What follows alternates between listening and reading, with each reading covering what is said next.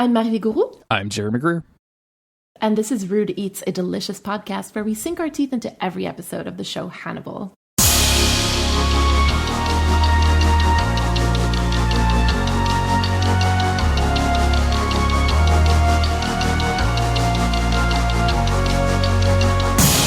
friends call me a killer if you're still hanging around. You spread all of these rumors that I am the guy who did all of these crimes. I thought you wanted me better, someone you wouldn't use. You said he must be a killer, so now when we talk I have anger issues. You said there's no encephalitis. Now we're me deep in my broken psyche, and you read my friend. You're a cannibal now. What me when you fit into me at your dinner party? I'm a cannibal now. All I needed was a friend. Hannibal, you're a cannibal. How? Don't even try to pretend. Hey Hannibal, where's Abigail now? I know it's really Hannibal when you frame me for murder and feed me in the ear. I know it's really Hannibal when you smell my neck right next to the ear. You could have been a real friend that taught me all about who I am. I thought you were a real friend, but honestly you're not. Me deep in my broken psyche, and you're eating my friend. Hug me when you fit into me at our dinner parties. All I needed was a friend. Don't even try to pretend. You fucked with my head and blame it on the fever. You suspect really up, you wonder why I'm better. Bragging to our friends, you got me and I did it. I had to tell the truth and I'm born, no you did it. I hate how that you changed me so much, I question myself. I hate how that you changed me so much, you can go to hell. We're back, and Beverly isn't. Sorry, sorry for your loss. Rips all over the wall. That was a personal attack to me specifically. I'm so sorry. The last episode left this kind of like a question, and then of course, like if you read the very first sentence of the episode description, you realize like she is 100% dead. Oh yeah, definitely. Although she is not 100% whole, but No. you know, whatever. No.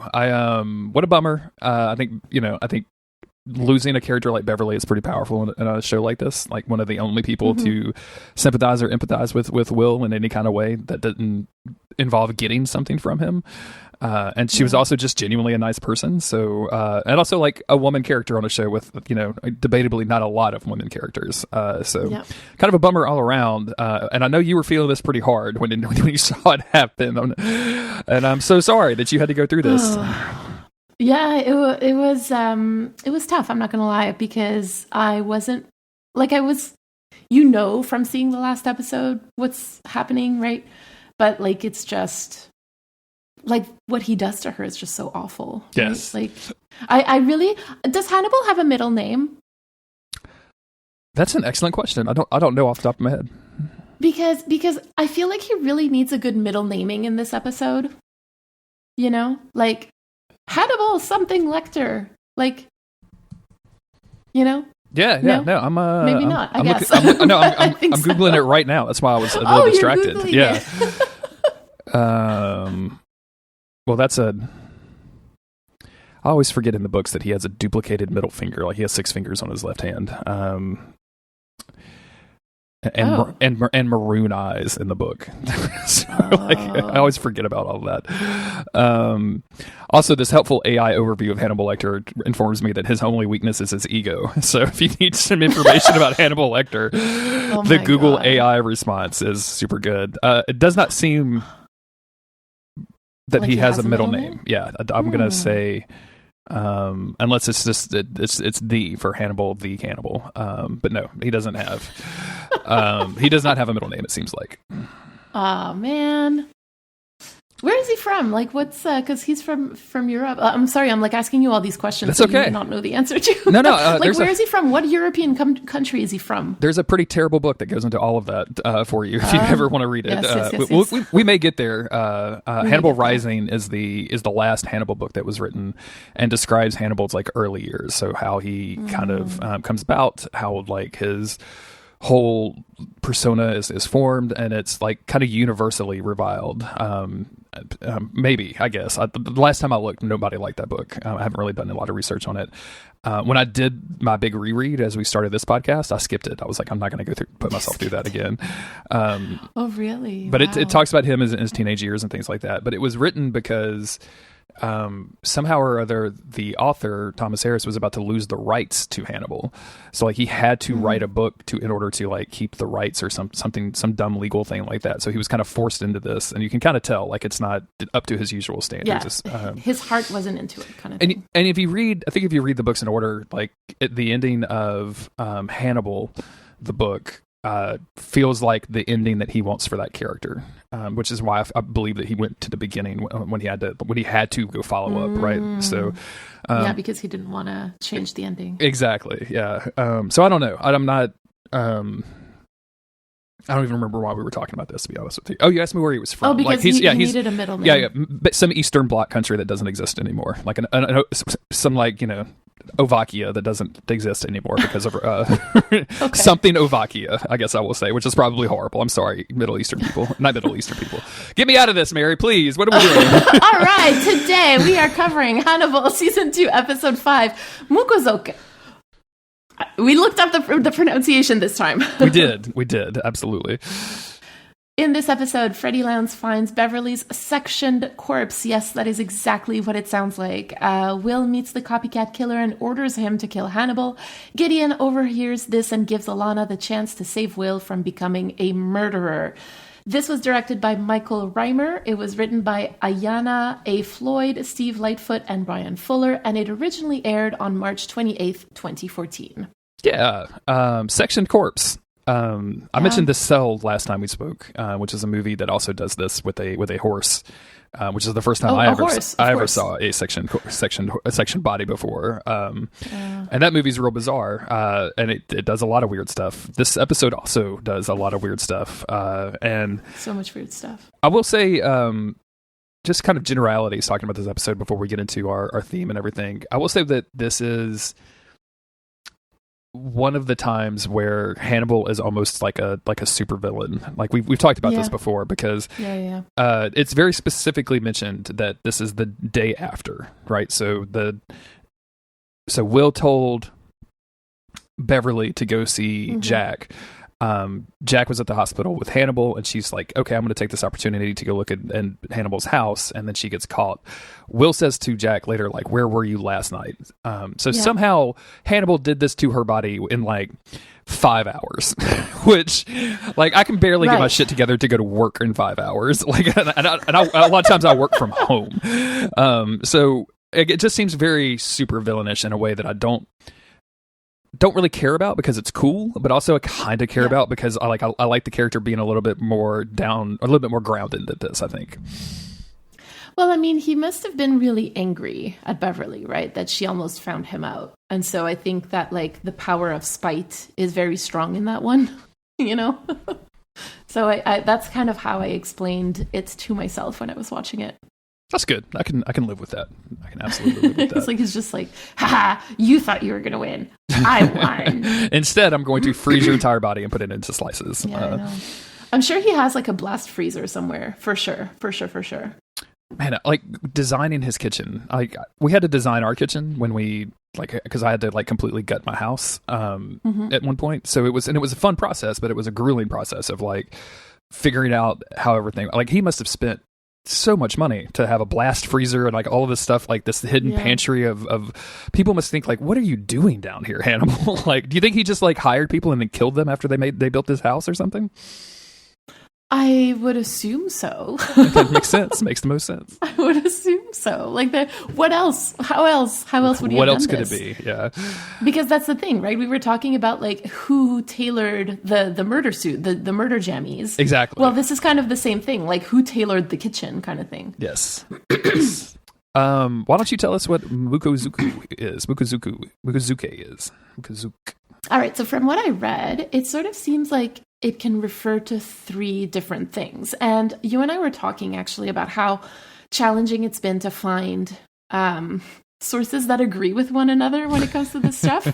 Because like we see stuff on like the IMDb notes and this and that, but like if you go to something that's a little less like Western centered, you will find different answers. And so I guess that's like the nuance of Japanese language.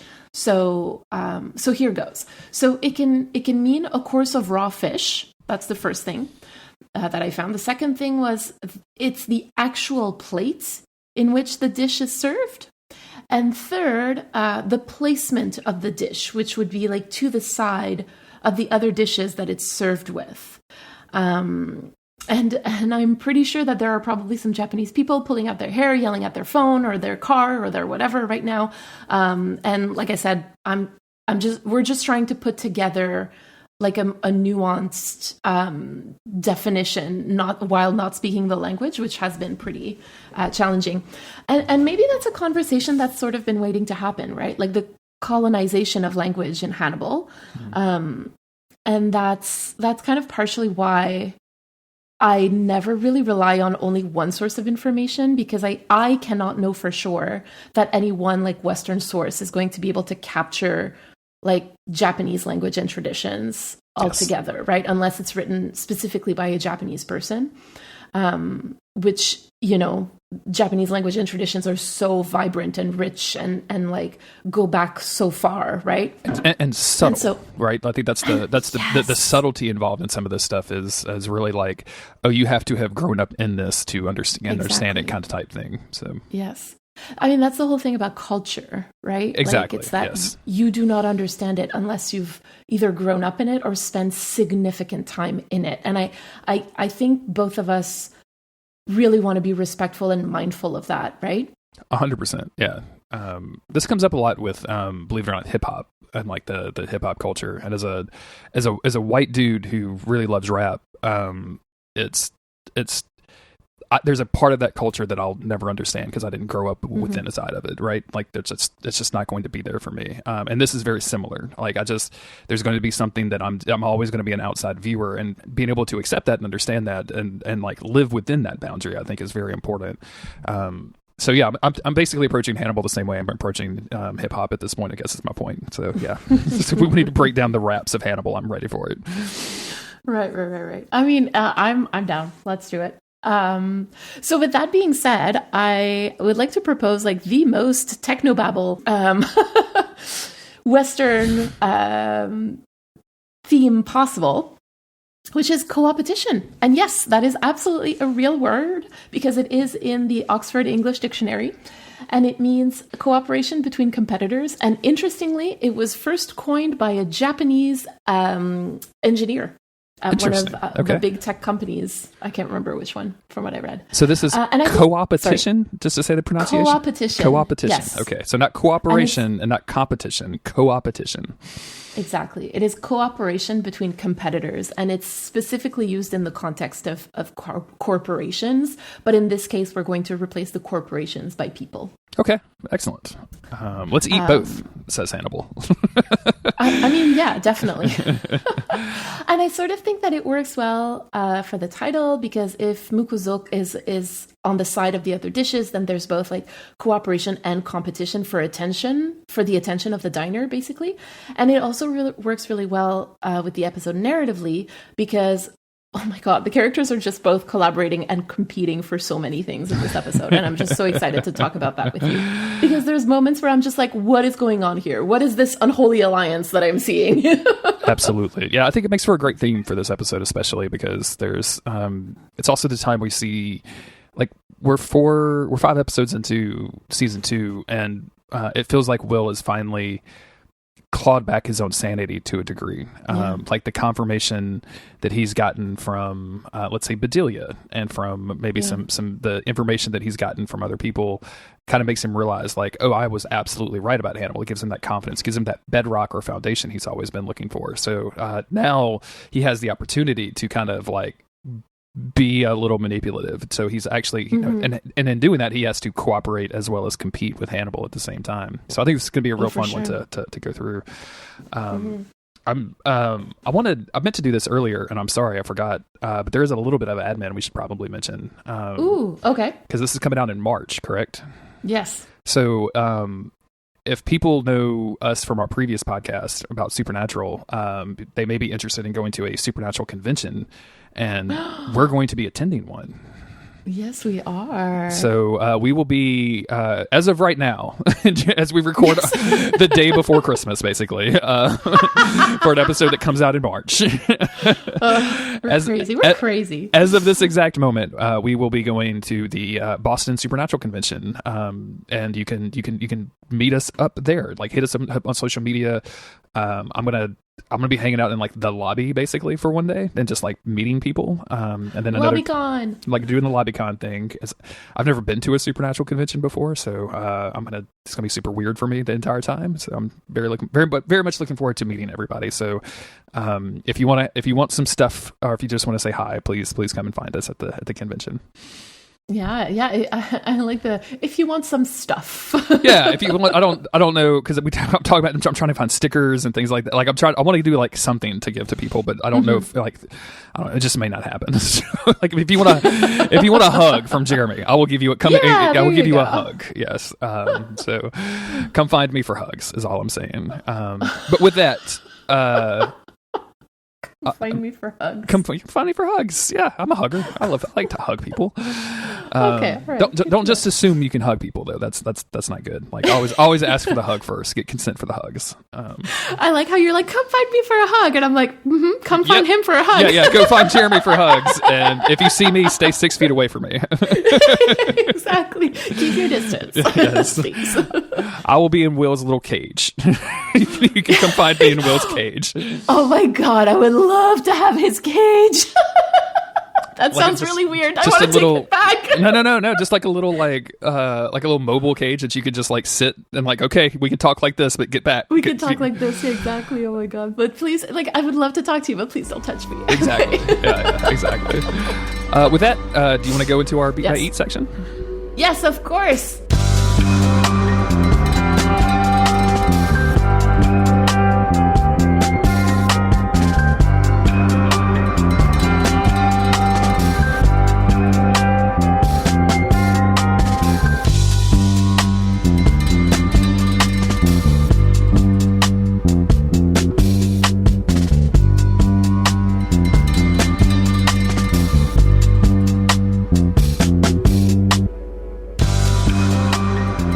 So let's start out with one of the most impressive things that you'll ever see on the show, which is Hannibal flipping that egg up and hitting it on the side. Just an amazing egg flip. I talk about this all the time. Mads does his own stunts. He actually did this. The whole staff was impressed. Like everybody like that was filming this was like, oh my god, I can't believe you just did that. And I feel like that probably happens to Mads Mikkelsen 17 times a day. I feel like you need to learn how to do that, because it like it must be something you can learn, and you've been talking about the egg flip like for so long. You should learn to do it. So I if we're making cocktails, I'll get like 2 measuring cups out, and one fits inside the other one, and I'll do a thing where I flip the one inside up, and I set the other one down, and I catch the one that's in the air. And I'm probably like 70% accurate on that. And less since going through various regimens of medicine that makes your hands not work. But every time it happens and I land it, Autumn's like, that was impressive, and I'm like, yeah, I know, what's up. But you should learn to do the egg flip. She would love it. I feel like that would just be a waste of a lot of eggs. I would just waste a lot of eggs. But yeah, we see, so he's cooking, he's cleaning oysters, he's making breakfast, and we see this food kind of interspersed with Will's hospital food as music plays over both of this. So we're kind of getting a back and forth glimpse of what the boys are going through this morning. And it's really interesting because, like, I was thinking about this, and like the only narrative reason to do that is really to show that they're living in parallel to one another, like, and that even though they're not in the same physical space, like there's still that thread that sort of connects them, right? Yes, absolutely. He's cooking for Jack, and as he dresses the plate, as he kind of garnishes the plate, I guess he puts a single crawfish on it, and. As the person who lives in the crawfish land, this is just the weirdest fucking thing to me that I've ever seen in my life. Like one single crawfish, like number one, like it's not a pretty garnish, right? Like it's not like I don't think it improves the, or maybe it does. Like maybe it does improve the beauty of the plate, but like I've never eaten a single crawfish. Like just like I've had crawfish, like but I've never had just one. You know what I'm saying? Like I've never been like, oh, let me just have this one crawfish. And like you would have to like get messy to get this, so it's gonna like does it go with the rest of the food like physically? And where did you even get one crawfish? Like, how do you even have this? Like, I don't know why I'm so fixated on this. I'm so sorry, everybody. Everybody has their foibles, and this is one of mine. So, well, my question about that was actually like, is this something that one would usually have for breakfast? Not like this, no. Like right, okay. So normally you would see like a crawfish omelet or something, and like it would already be the meat would already be pre-removed. Like it wouldn't be still inside in the thing. Like this is like the full fucking bug. It's just sitting on the side of the plate. The full bug. Yeah, it's a giant like fucking mud bug inside on top of this beautiful plate of food. But none of that matters really because he's helping Jack through a tough time. So in the last episode, Bella attempted to take her own life, and Hannibal prevented that from happening. And here's Jack going to Hannibal the next morning as Hannibal feeds him to try to like kind of basically not cheer him up, but just, you know, be there in support of him. And they even talk about how Hannibal I think Jack even says, Hannibal, you're such a great friend for saving Bella. And just, wow, Jesus Christ. It's like, it's such a trip to think that like the very first scene that we saw this season is like them fighting to the death while watching this scene. Like it's so strange, like the whiplash that you get from thinking about those two things. And like I just like Hannibal is using this like moment of incredible vulnerability from Jack to like ingratiate himself towards him. Like you often say like he can't help himself, and I feel like this is one of those moments. Like he cannot help himself, like from being a horrible person. Absolutely. Yeah, like I definitely feel that way. This is just what he does. Like given the opportunity, he's going to do this. And I actually, you know, there's an argument to be made that Hannibal probably has some genuine feelings here. I think, like, I don't think that he is a person that doesn't have feelings, right? Like, I don't think, I think he genuinely probably like enjoys on multiple levels helping Jack, like for straight up, like on the, just a, like, I'm helping this fellow person to, like, I'm manipulating this person to look how smart I am. Like, I think on multiple levels he enjoys this. And he just can't help himself from doing it. I agree with that. I feel like maybe he feels that way right now, and that's why he says it, right? Like when he has Jack in front of him, he's like, I didn't really want to do this to you, because I'm thinking back about how sad he was about Abigail, right?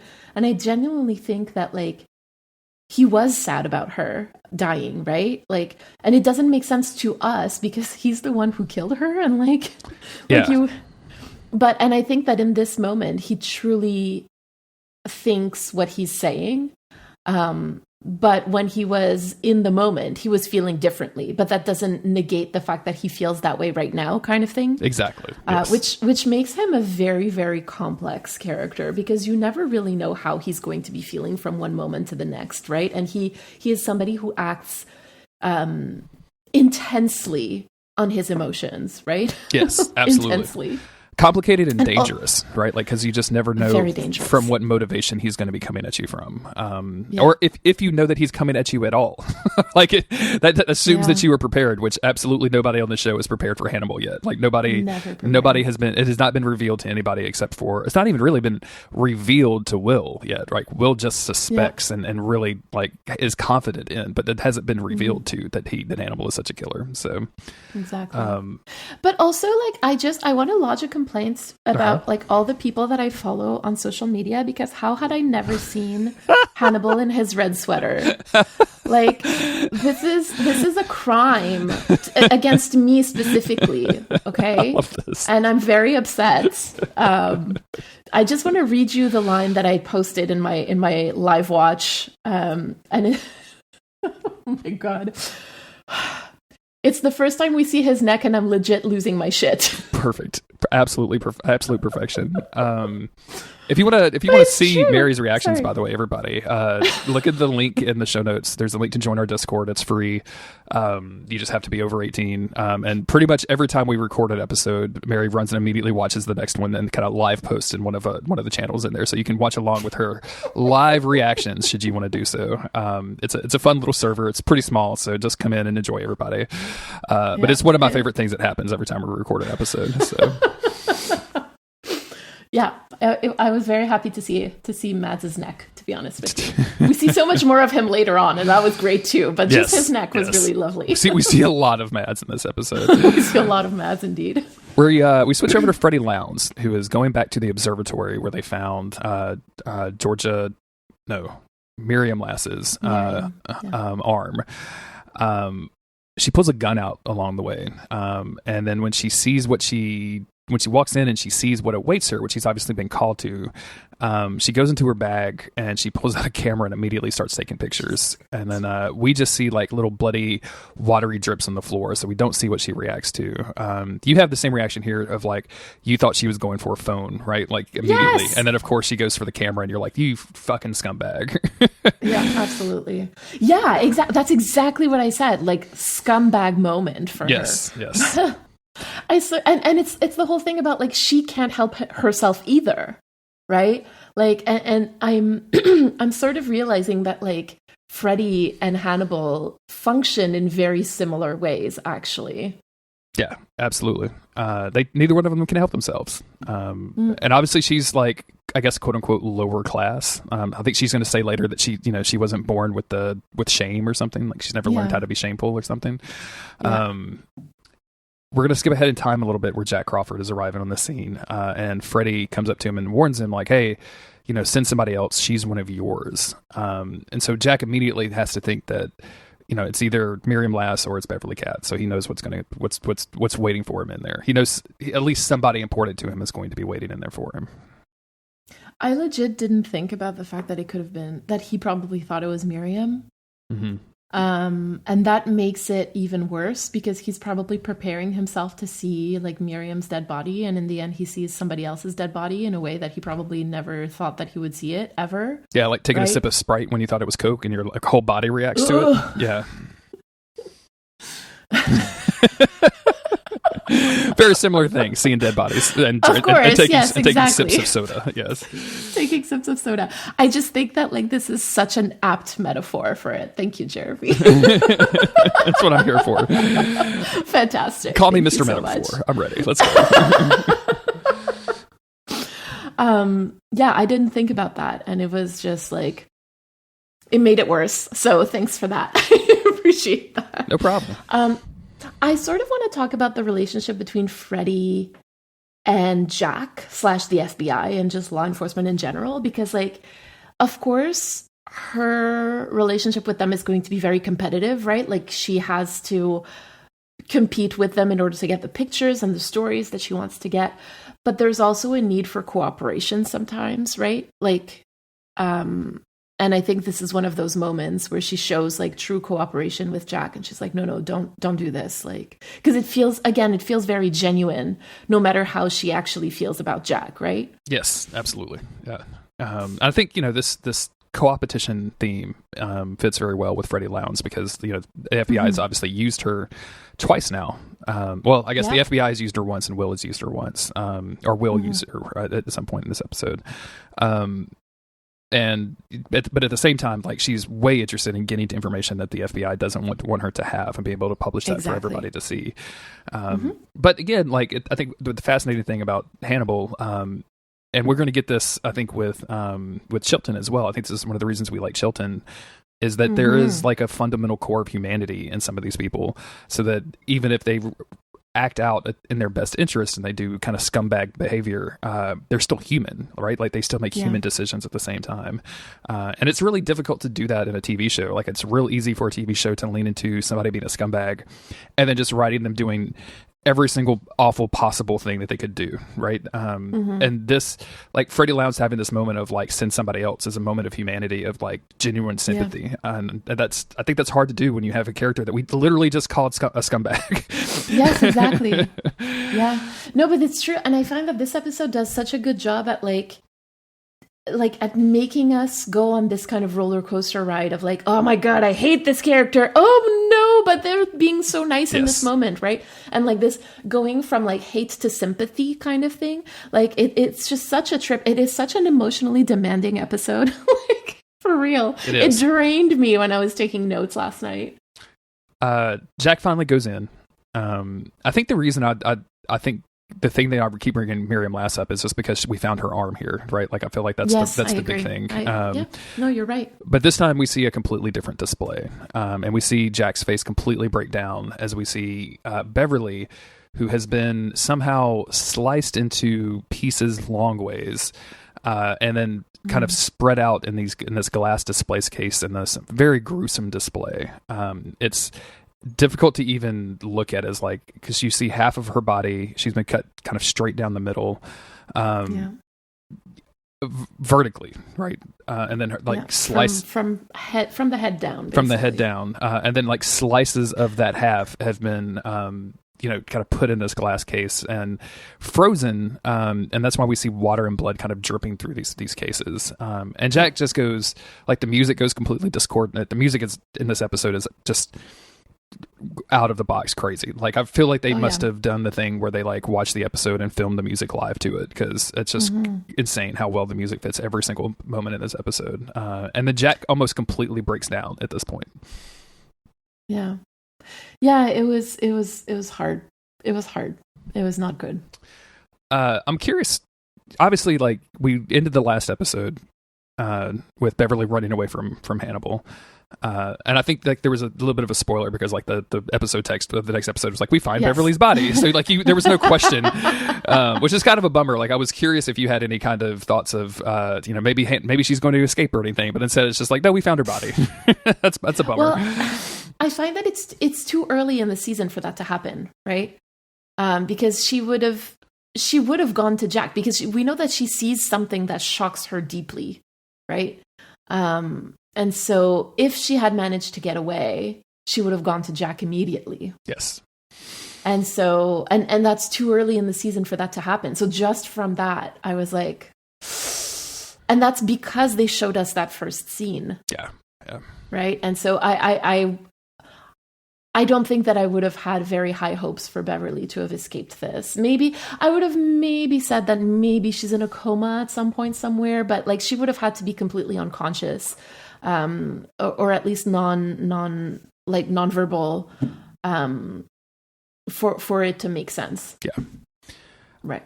The other thing I wanted to mention is that, the original storyline was for Beverly to die at the end of the first season, in place of Abigail. Really?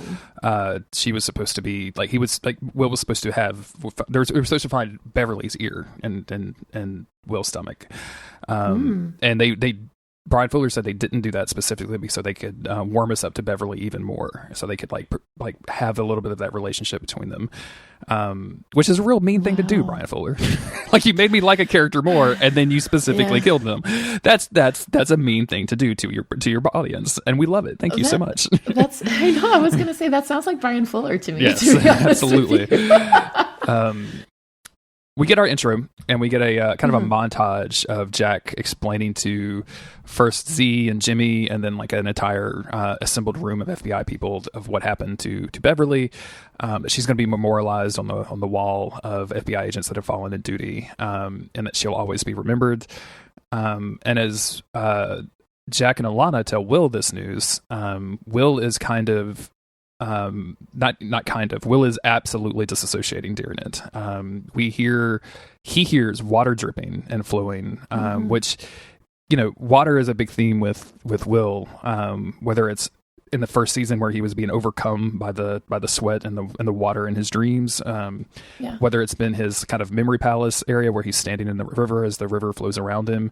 It's very much a theme with Will, and so he goes back to that here as he sees Beverly standing in the room with Jack and Alana as they're trying to tell him about Beverly's death. And Alana is dressed in red again. Yes. Yeah, absolutely. I just wanted to mention that because she is either dressed in red or in blue. Girl does not own any purple. She's never wearing other colors. Like in Alana's wardrobe, like no other colors exist, right? Like, Will asked to see Beverly. And this is another one of those moments in this episode. If I had to, we don't really rate episodes anymore, which I'm glad we don't, to be honest with you. But if this would be one of my complaints, I think this and like how fast Hannibal was able to display Beverly's body, because like this goes back to that, like, does anybody at the FBI know how to FBI anymore? Because the amount of work it takes to take this one single guy to a crime scene to see a body is fucking insanity. Especially when that one single guy is like presumably his case just didn't disappear because the judge got murdered, right? Like that's not how that works. Like you don't just murder a judge and like, oh, guess he's innocent. Like that doesn't happen. So like, no, otherwise like a lot more judges would be murdered. Right? Like we would not have a lot of judges left. Like nobody would want that job. And it's just one of those, and I don't care. Like the fact that we get Will in the full mask, that they spend the time to dress him up, and then Jack spends the time to dress him down, I think is really important. We'll get to that in a second, but it's one of the things that sticks out in this episode of just like, this was like $150,000 worth of FBI like personnel to get this dude into a room. This is taxpayer money. Yeah, exactly. And like I don't even give a shit about like taxpayer, but just like I don't know, like just it's so much effort. Like you guys did so much for one guy. Why? For one guy.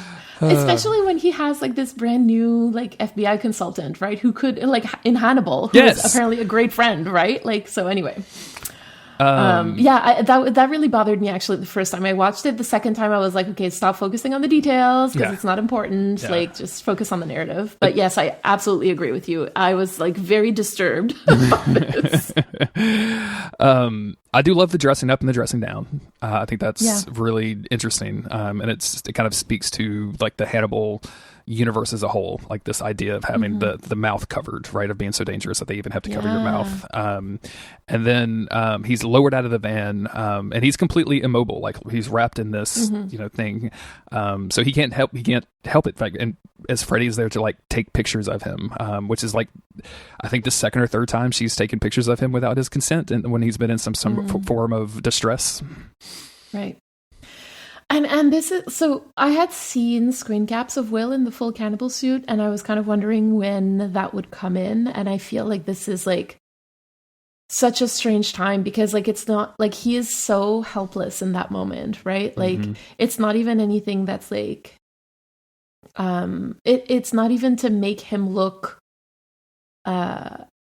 sorry, I'm trying to find words. I didn't take notes about this, but it's like we know that he is completely helpless, and yet to the rest of the world he looks so scary. Yes, absolutely. Right? When we know that he's not actually a cannibal, he didn't actually do the crimes that he is like very, very close to being convicted of. And so it's like this weird push and pull between who we know Will to be and how other people are making Will appear to the world. And I kind of love that dichotomy, to be honest with you. Yeah, absolutely. And it's also in that moment that I realized that like my feelings for Freddy and my feelings for Hannibal are kind of similar, where I'm like, oh, they're really the worst, but they're so pretty. Absolutely. Yeah. I can identify with that. Also, like, there's something about Will in the cannibal suit too. Let's not ignore. Tell me more. I don't think that I need to. I don't think that that's anything that needs to be explored. I don't think we're just going to shove that all down the emotional well and not ever let it come back up again. It's okay. I'm going to get to that point when we see Mads on the cross. Like that did things for me. I was like, oh no. Oh no. Exactly. I'm channeling my inner Fleabag and I do not like it. Exactly. Will is wheeled into the room that Beverly is in, and Jack rudely clears the floor, yelling at the people presumably there to do like actual crime scene work. And then he I love the emotion that's in this as he like roughly takes away the straps and opens up as he stares. Like he's not even looking at what he's doing. He's looking at Will's face the entire time. Like they're kind of having this moment. And he's got his gun out. Like he's treating Will as if he is a dangerous criminal, which is the first time we've seen Jack do that. And I think that's kind of important. Like we've seen him arrest Will, right? Like obviously that's something, but this is the first time I think we've seen him on a very personal level, like make any kind of nod to the fact that he feels threatened by Will. And but at the same time, he's completely freeing this person. So it's kind of this thing that we drill down into Jack's character at this moment, because it's kind of this thing that's been happening in season 2 of, do I believe in Will, or do I believe that he's a killer that I potentially created? And I think it's a great moment. Like I think this really just with like acting, just with motions, right? Like going through this process of unstrapping him. That sounds bad in context. Got to figure out another word besides unstrap. I mean, that's what it is. It's fine. Unbinding. Unbinding. God. We're climbing up out of the tumbler hole. Hold on, I've got to get out of here. We're just naming AO3 tags at this point. I don't know. So one thing that really spoke to me in that particular moment was also that, like, when he is unstrapping him or unbinding him, Jack looks up. Right. And like he has no real reason to look up. There's nothing up there on the ceiling. And so with everything that's going on in his life, like I really saw it as him literally asking for God's help in that moment, right? Like either for some guidance or some answers, or maybe like he's finding everything to just be too heavy to carry all at once, like by himself. And he's like, just please make this be a good decision. Because like, I can't take another mistake. I can't take another death. I can't take another suicide attempt. I can't take another, like he is just at a breaking point almost. And I think that plays a lot into him, like pointing the gun at Will, because he's like, I will not make another mistake. Sure. Absolutely. I agree with that. And I think it's important to remember that literally last night he was dealing with an attempted suicide attempt with his wife, right? Like that's... Like imagine going to work the next day with that and seeing like one of your coworkers. Like it's just a bonkers idea of what he must be going through, especially with his relationship with Will being so complicated at this point. The last thing he does is take the mask off of Will's face, and it's at this point that I feel like Will fully sees what has happened to Beverly, and Jack like leaves. Like they're leaving to him with the crime scene, which is. I don't even have to get into how bonkers that is, but that's bonkers. But also like as he does so, like he's looking back angrily at Will as if this is Will's fault somehow, and maybe in a way he feels like it is, like maybe they're going to have a little conversation in a little bit that kind of speaks to that. But even right now, like even if what Will has been saying is true, if there is a different copycat killer, or if Hannibal did this or blah blah blah, like. Something with Will inspired this behavior, I think, is what Jack is thinking at this moment. Like he cannot help but blame Will, even if he thinks Will is innocent of the crimes that he's been accused of. Again, Jack Crawford, not the world's greatest man. A really fun character to talk about, though. Oh my God, yes. Especially in this moment, I find, because like I think that this moment really kind of ties back to our theme, because like on paper, Will and Jack are supposed to be quote unquote competitors in terms of like what the truth is of what happened to Abigail and to the other copycat victims, right? Jack thinks one thing happened, Will thinks another thing happened. And even before Jack came to take Will out of class, right? Like in season 1, they didn't see eye to eye about a lot of things, right? And we saw that in their very first conversation about the Evil Minds Museum. And yet, throughout season 1, we're seeing them cooperating and working together towards a common goal. Now, there's a lot we've talked a lot about that relationship and how difficult and challenging and unhealthy it was, but like they are working together towards a common goal. So, I think that like in this moment, this is kind of what's going on here. Like with the added fact that like Jack is again like feeling the weight of like all of his failure, like whether it's real or perceived, right? Like he's feeling like he failed Bella. He's feeling like he failed Beverly. He's feeling like he failed Will. He's feeling, and with all this thought about Miriam, he's certainly thinking about how he failed her. And I think that he sort of feels backed into a corner of having to cooperate with Will again. Because again, like, I'm going to say it again, but like, he didn't call his great friend Hannibal Lecter to help him. Like, he and Hannibal wouldn't have needed like a van full of salaried people to guard him to get there, right? Yeah. Like, he would have just could have drove just taken his Rolls luxury Royce. car. Yeah. Yes, exactly. And so like, Jack is kind of making this decision to bring Will in out of desperation, because he needs to cooperate with Will in order to solve this, because he's like, I cannot do it on my own. I think that right now he just feels like he has failed so much that he cannot handle this case by himself. Yeah, I think you're right. I think all of that is a really great interpretation of what's happening. It's again, just a fascinating dive into Jack Crawford's character. And it's a big moment of characterization that it's not dialogue, which I find fascinating, right? Like, this is a thing that you could just, I think that somebody could just watch and be like, oh, like they took the straps off of him and then they took all of the stuff and then like walked away. But like, no, it's kind of a moment for Jack here of treating Will this way. And I think it's important to talk about that. So Jack leaves. And Will sees Beverly standing beside him again, and she repeats something that she said to him back in season 1, which is, you say that you just see the evidence and you interpret it, so interpret the evidence. And for the first time, I think in season 2, we see the pendulum swinging. I think maybe I'm wrong on that. I don't. Did we see it? I don't know, but whatever. We do see the pendulum, and that's very cool. Yes. Because it's like, oh my God, he has to use his power. It's like that moment where like the hero has to use his power to do something that like he's very sad about, right? Like, we're getting that right now. And I love that. I love that angst. We see all of these glass display cases kind of slam together with a loud noise. And we basically putting the pieces of her back together again, making her whole. And as she stands there in front of him, he reaches out. And so I'm curious if you saw this too. In the moments that we've seen Will reenact murders in his memory, right, in this empathic place that he goes to me, there's never been a moment of like tenderness. It's always been a reenactment. Like when he killed the nurse that Gideon killed, we see that very graphically, right? When he stumbles in the body of that girl that died in the house. Very specific. Yeah. I got it.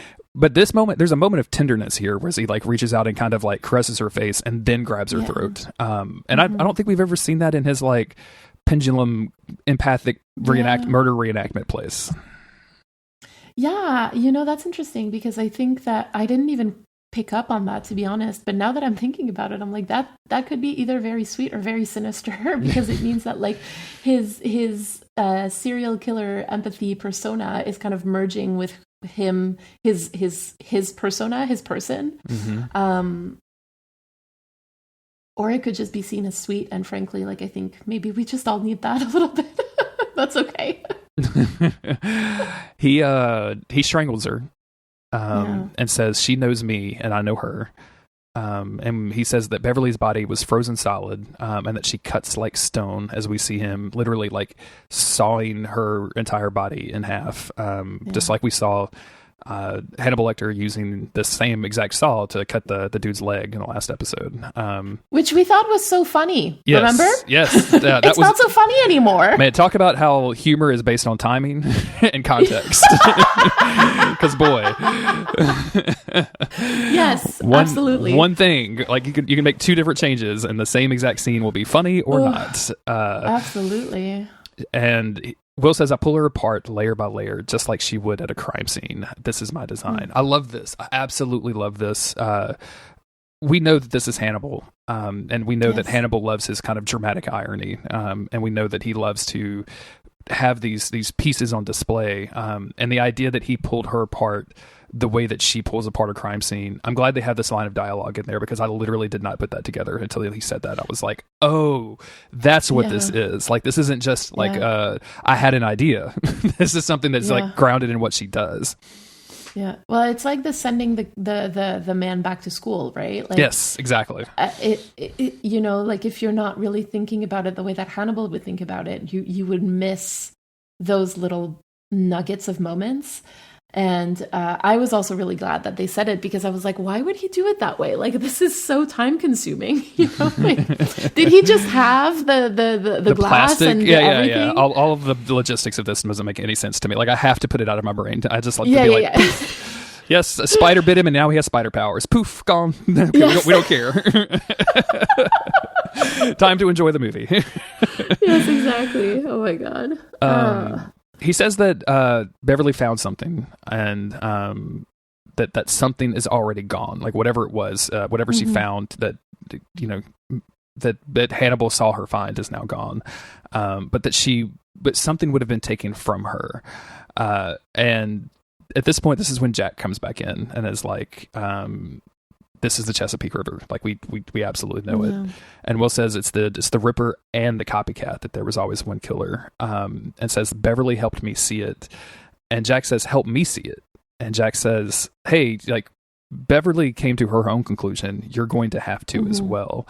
And man, what a, like, because Will knows if he tries to explain this, just like if he tried to explain it to Beverly, he would sound like a crazy person. Like he specifically said that. Like he said that when he talks about it, he sounds insane, and he knows now that he is not insane, very specifically anymore. Which that's a loaded word in this, but we're going to kind of sidestep at the moment. But very much saying like, I want you to come to the conclusion that I have. Like I want you to look at this stuff and come to the same conclusion, because if I tell you about it, you're going to think that I'm a crazy person, and you're going to think that it's not true. I was actually really concerned about that when I saw that Jack was taking Will to the crime scene. I was like, oh my God, Will is again going to say that it's Hannibal, blah, blah, blah. Like I was kind of like nervous about it. And I was like, all of that work that he did to like be taken seriously is going to be like down the drain. Like, and so I thought that like him not saying that and just telling Jack that he was going to have to find out for himself was really pretty genius, right? Yes. Because we know that Jack doesn't see Hannibal as anything other than a great friend. I was really mad about that, by the way, if you can't tell. It's like, you know, when somebody says something and you always kind of bring it up and you're like, oh no, I'm not bitter about that. I'm not bitter that you called this person a great friend, blah, blah, blah, blah, blah. Yeah. Like, I'm very bitter that he called I'm not Hannibal bitter about a it, but great I'm going to friend. bring it up at every single opportunity I have. Every single opportunity. But yeah, no, I completely agree. It's just, it's very smart of Will to make that decision. And this is our coopetition time, right? Like, I feel like this is what I mentioned at the top of the episode of Will having a grasp on his sanity, and starting to manipulate the people around him, and starting to try to like, you know, play chess with Hannibal, essentially, right? Like that's what we're doing. Yeah. They do have a conversation, I think, where Will says, like, you know, where were you at last night? I sent Beverly to you, blah, blah, blah. But he tells Jack specifically, like, she's going to be missing organs. You need to look for missing organs. He had to take the trophies. Right. Yeah. And I was waiting for the camera to find Hannibal there. Me too. I thought we were going to go immediately to a food preparation video, to be honest with you. But no, that happens later. We end the scene with, you know, Will, well, I mentioned this earlier, but Will saying, you know, like, you have to make your own connection to this, like Beverly did. And then Jack just saying kind of rudely, roughly, even not necessarily rudely, but like, then what did I bring you here for? And then Will, with a lot of emotion in his voice, says to say goodbye. And I think that's very poignant. I think it's very sad. And it's the last time I'll mention it because it's the last time we're in the scene. Like, you spent all of this to allow him to say goodbye to a dead body. Like, you did all of this. Yeah. No. Yeah. But it's I think this is what Will got out of this, right? Like he got the opportunity to say goodbye to Beverly during this. And we go from here to his tiny cage where Chilton is trying to interview him again. And Will is just so aggressively condescending to Dr. Chilton, and I absolutely love it every time it happens. It's my favorite thing about the show, I think, at this point. Me too. I think I'm gonna have a comment about Chilton later. But he's kind of a glutton for punishment, this man. Yes, absolutely. I think so. Will accuses him of course, monitoring the privacy room where, you know, Beverly and Will have been talking. And then Chilton begins giving his profile of the Ripper, which Will just kind of dismisses and is like, you thought Dr. Gideon was the Ripper. And Chilton says, obviously I was wrong about that. And Will proposes this idea, like, wouldn't it be interesting if I said the same, if I said the Ripper was the same person as Dr. Gideon did. And this is, something we talked about, like this kind of temptation of just baiting Chilton into one of Will's traps. And it's so funny because this is really something that like Hannibal has done before, right? Like, the temptation, the tempting of people with things, right? And Will is like clearly imprinting on that. And it's sort of, okay, so here I'm wondering if this is coopetition, because I'm not sure, because it looks more like manipulation to me. But at the same time, and I think that you could make a really strong argument for that, is that the balance of power between Chilton and Will is just so far on Chilton's side that like you have to assume that Chilton is doing this out of his own free will, right? And so if he takes the bait from one of his inmates, like that's really on him rather than on the inmates, I think. I don't know. How do you feel about that? So the power imbalance is really interesting to me because I think on paper it's very obviously on Chilton's side. Like he's the person that's free. He's the person that can go wherever he wants to. He can control who Will sees, who Will doesn't see. He can test Will at any kind of, I'm saying, Will is his inmate essentially. Yes. But if you look at this from an ego perspective, or from a mental perspective, it's so much more balanced to Will, who can just easily like walk circles around Chilton's mind, right? Like just like Hannibal can to most other people, and that's what Will is doing here, is inspiring Chilton to make this choice of what he's going to ask for is bringing Gideon back into this facility, which of course is terrifying for Chilton because this dude like literally took out organs, right? He took out organs from Chilton's body.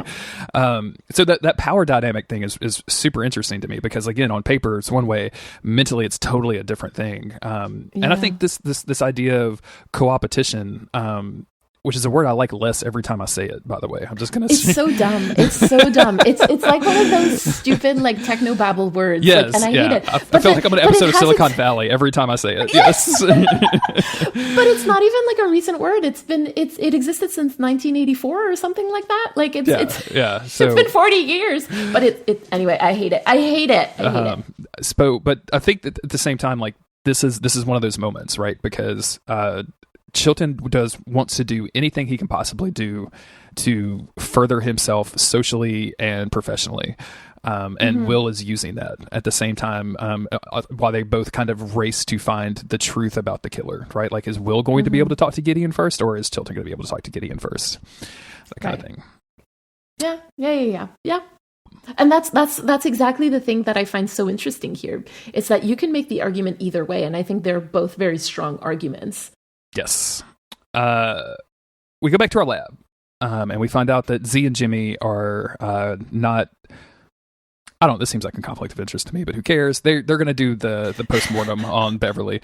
Right. Nobody at the FBI knows how to FBI at all, so we're gonna let these two besties.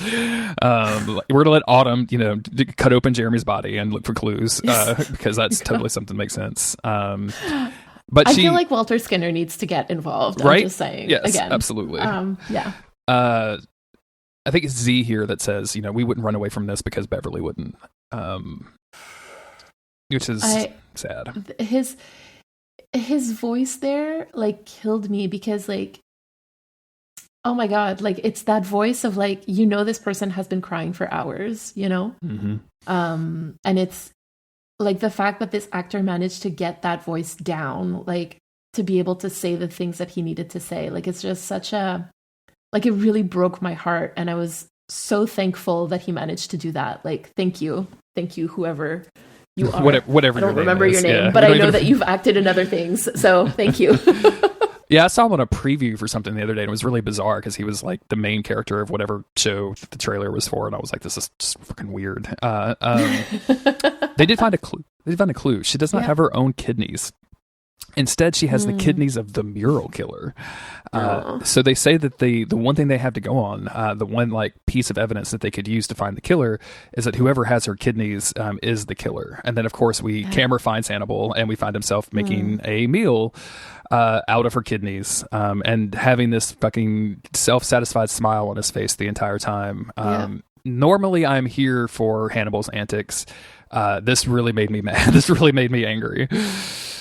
So again, I'm just going to read you something that I put in the Discord, but I said, this was the first time that I was feeling really grossed out, like viscerally at the cannibalism. And obviously it was taken the wrong way in the Discord, but like, yeah, same. Like, I'm usually very there for all of that stuff. Like, I'm like, oh yeah, this is great. This is fun. This is like edgy, blah, blah, blah, blah. But here I was just like, oh no, this has lost all of the luster, like all of the fun. Like, it's just like horrifying. Right. And again, what you said about comedy being timing, right? Like, because usually we would be laughing when like a rude person would be made into dinner.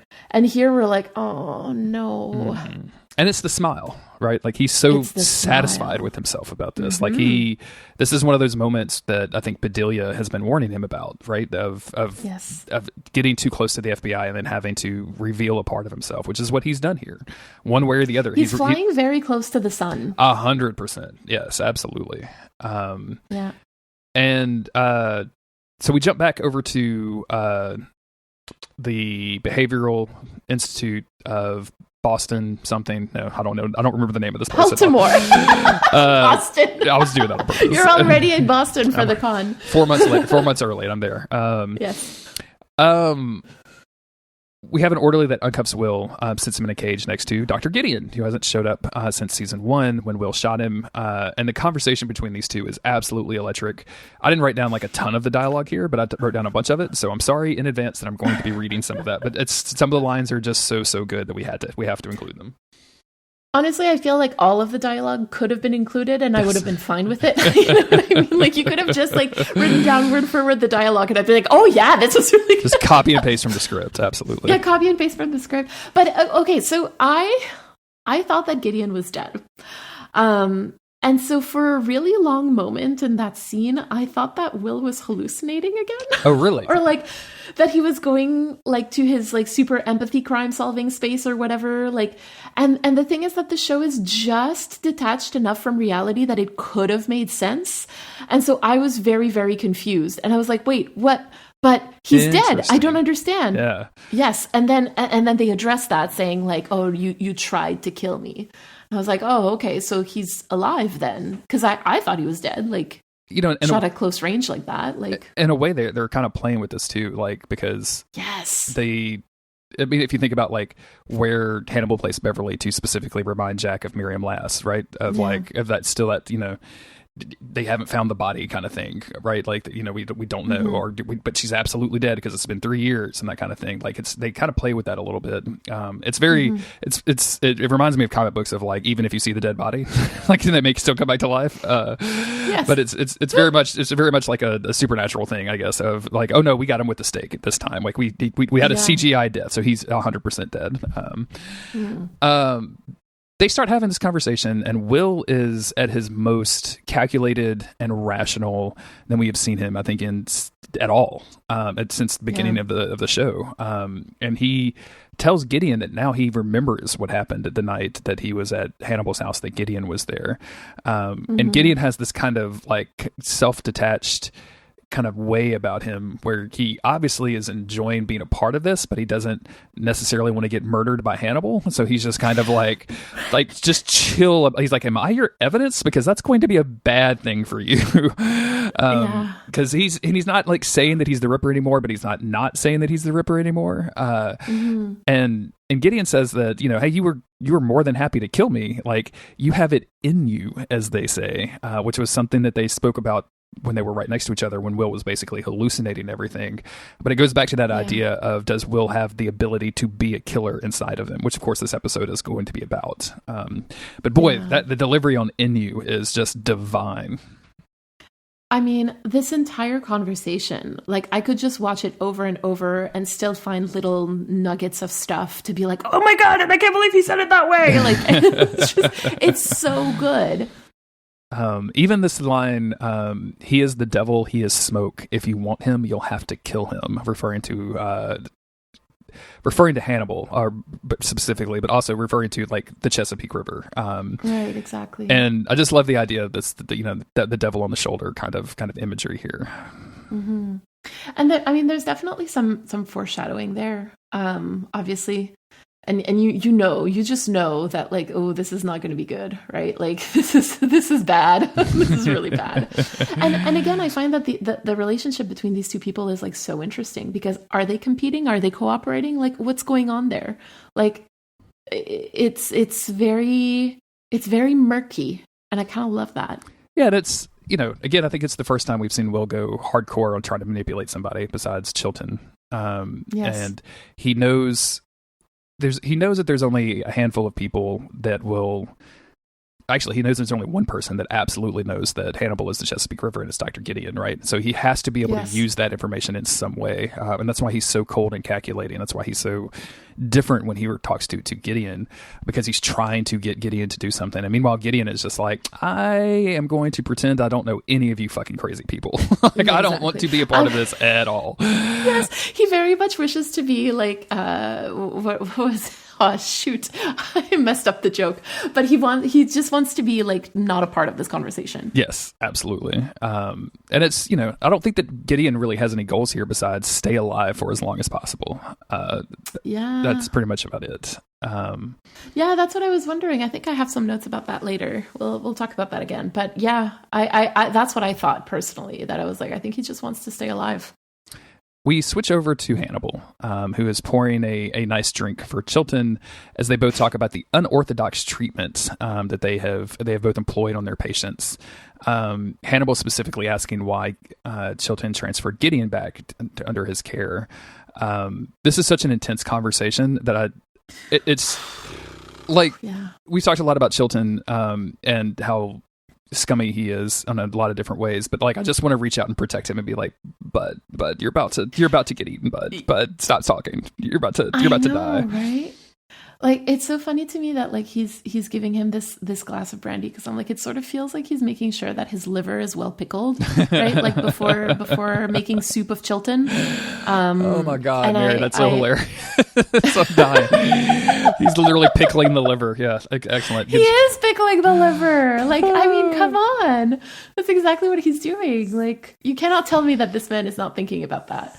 And it's just like, like you say, this moment of like, we know how much, again, it's like Predator Hannibal time, right? Where we see him talking to Chilton and we're like, he's gonna eat him, and he's not even gonna realize like what happened to him. Oh my God.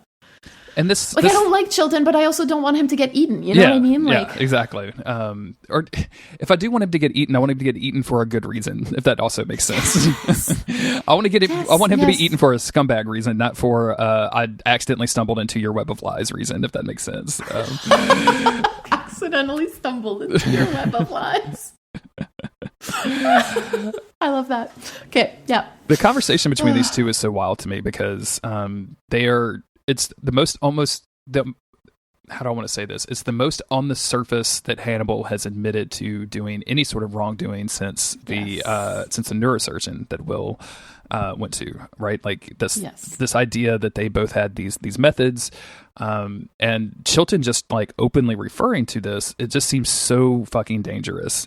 And he even kind of threatens Hannibal a little bit of like, hey, I know this information, and he has this great line of, neither one of us controls our stories well enough to get anything from exposing the other's misdeeds. And I'm like, Chilton, you are in trouble, my friend. You are very much in trouble. Yes. Yeah, this is like, this is a threat, right? Oh, yes, 100%. Yes. And it's like, we know what happened last time with Sutcliffe, right? And it's like, oh boy, Chilton is gonna get it. And not in a good way. He even goes so far as to insult Hannibal, which is so dangerous that I just wanted to leave the room as I was watching the show. Like because he says, I brought Gideon back to help Will's therapy, picking up your pieces, as it were, like implying that Hannibal did not handle Will correctly. And oof, I would, like I said, I wanted to stand up in my living room and just walk out the door, so I didn't have to deal with this. Honestly, same. I was like, this is not good. Like, Chilton, stop now. Hannibal responds with kind of politeness, I think, and just says, hey, you've analyzed my patient. Maybe now I can analyze yours. And we're going to switch over to Hannibal seeing Gideon in the same place that Will is. And they, at this point, they pretend that they have never seen each other. And it's just crackling with like layers of energy in this conversation. Like everything is just like has 5 different meanings. It's so hard to keep track of what's going on. Who knows what? I'm just it's so much. Why does Chilton allow this? I have no idea, to be honest with you, because like unless it's just to see what happens. Maybe like this is to a lesser degree a Chilton tried to emulate Hannibal a little bit of let's just see what happens, right? Like what happens if I put these two together? What will they say? What will it spark? And maybe that there's actually, let me rewind that and say he's probably doing this to see if Will is right, to see if Gideon seeing Hannibal will betray any recognition, right? Will yes. Prove Will's theories about Hannibal to Chilton. Maybe that's what I'm going with. I didn't think about that. Right. I mean, I'm going a bit of a different way. Please. Because I'm like, I don't really understand why he would allow this. I talked about him being a bit of a glutton for punishment, and I'm like, I think he has some sort of humiliation kink. Like, I feel like this is what's going on. That's a much different way than I would. Much different way of looking at this. But I'm like, because also, like, why would you be listening to this also? Like, once you know that they're not, like, recognizing each other. Because, like, listen, I would never sit and listen to people, like, correctly talking shit about me. Because they are reading him to rights. You know what I mean? Like, it's like, they are so correct about Chilton every time they talk about him in this conversation. And I'm like, I wouldn't sit there and listen to them talk about me that way, right? Like, I would just, like, get up and leave. And he's just, like, sitting there listening to it. And I'm just like, why do you do this to yourself? And the only possible reason is that you enjoy it. There you go. That's what I think is going on. Maybe he's got a little bit of humiliation kink. Jeremy's like, how do I move away from this? No. I mean, look, this episode is straight from Tumblr at this point. Like we're just living in the Tumblr tags. Oh my God. Gideon tells Hannibal that he has built something up in Will. There's a lot of really good conversation in this exchange. There's a lot of religious imagery in this conversation as well, which is kind of fascinating to delve off into. But he also says like Will has a grudge against Hannibal, which is like the smallest way that you could possibly describe what Will feels for Hannibal, I think. So. Right. Yeah, exactly. And so again, this relationship between Hannibal and Gideon is really, really strange and weird and fragile because you're not too sure, like, if they're helping each other out, if they're like, so the way, like I said earlier, the way that I'm reading this is that like Gideon just wants to make it out of this alive, right? Like, I think he's helping himself, not Hannibal, but it just sort of happens that like helping himself aligns with helping Hannibal right now. I agree with you. Yeah. This is Gideon probably at this point knowing and able to trust himself that Hannibal Lecter is a Chesapeake killer. Chesapeake Ripper, excuse me. And being absolutely terrified that he knows that maybe the most dangerous serial killer alive right now knows that he knows, right? And just trying to do literally anything he can to stay out of this man's clutches, to present himself as not dangerous. Well, because keep in mind also that like for a very long time, like Gideon was psychically driven to think that he was this Chesapeake Ripper, meaning that he has like insight into the inner workings of this man's mind. And he's probably like, oh, fuck no. No. Absolutely not. Hannibal leaves, and as he does so, Freddy is outside taking pictures, and again taking pictures without consent, which he calls rude, which is terrifying. She says that the last time she was in therapy, it didn't really go so well, and he offers her like a different opportunity to go to therapy. I'm butchering the dialogue here. It's actually very, very nice dialogue that they go back and forth. Terrifying to be offered like, oh yeah, come back in anytime you want to. Like, no, thank you. And it's we learn a surprise that she is there to interview Will at his request, which is something very unusual. And as she's let in by a boy, my autocorrect said corduroy here. That's obviously not the. And now I can't think of the real world. The custodian, I think, is probably what I was trying to go there. Listen, I was like, does corduroy mean something else that I don't know about? No, it means autocorrect is just fucking wild sometimes, is what that means. I don't know where that came from. Okay. Oh, that's fine. That's fine. By this custodian, and we've seen him around a little bit. Like, he's been in the background of some scenes taking care of like Will's bracelets and whatnot. And this time bracelets? It's like did you handcuffs. I'm sorry, Jesus Christ. Oh my God, Jeremy. Maybe we should move this to 9 a.m. maybe 7:30 a.m. was not the for this particular episode was not the way to go. It's bracelet. Oh, I love this so much. My brain is like, are you serious? Like, you're doing real work right now? It's Sunday morning, bro. Like, what are you doing? Here's some words that don't make sense. Have at them. His bracelets. Oh my God. That's so precious. I love it so much. We've seen him deal with his handcuffs and like letting him in and out of cells and whatnot. And he's like a little too much in the scene, like that we notice. Like he's got this bouncy walk, and he's talking about all the things that you can't do. Like he's a little too noticeable in this scene. So we think something is up, I think. But we don't dwell on it. Instead, Freddy goes in and tells Will to his face how happy she is to see him behind bars, because she still believes that he is 100% the Chesapeake Killer. Yes. But he doesn't want to talk about anything except for his admirer. This is the person who he thinks killed the bailiff and the judge, and he says that the killer isn't crazy at all, but very, very careful. And she asks, "Are you trying to catch him, or are you trying to contact him?" And they work out this deal where Will is going to give her everything, which is what she's wanted: full exclusive rights to his story. If she opens up her publication, her blog, for the ability to be able to communicate with this new killer. And you have it in your notes, and yes, this is definitely coopetition.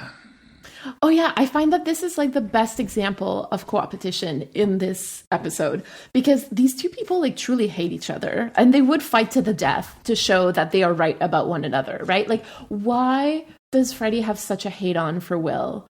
I can understand Will's hate on for Freddy, but I don't understand her hate for him. Right? But anyway, and yet in this moment, like their interests are aligning just enough that they have to like basically very reluctantly choose to cooperate. Yes.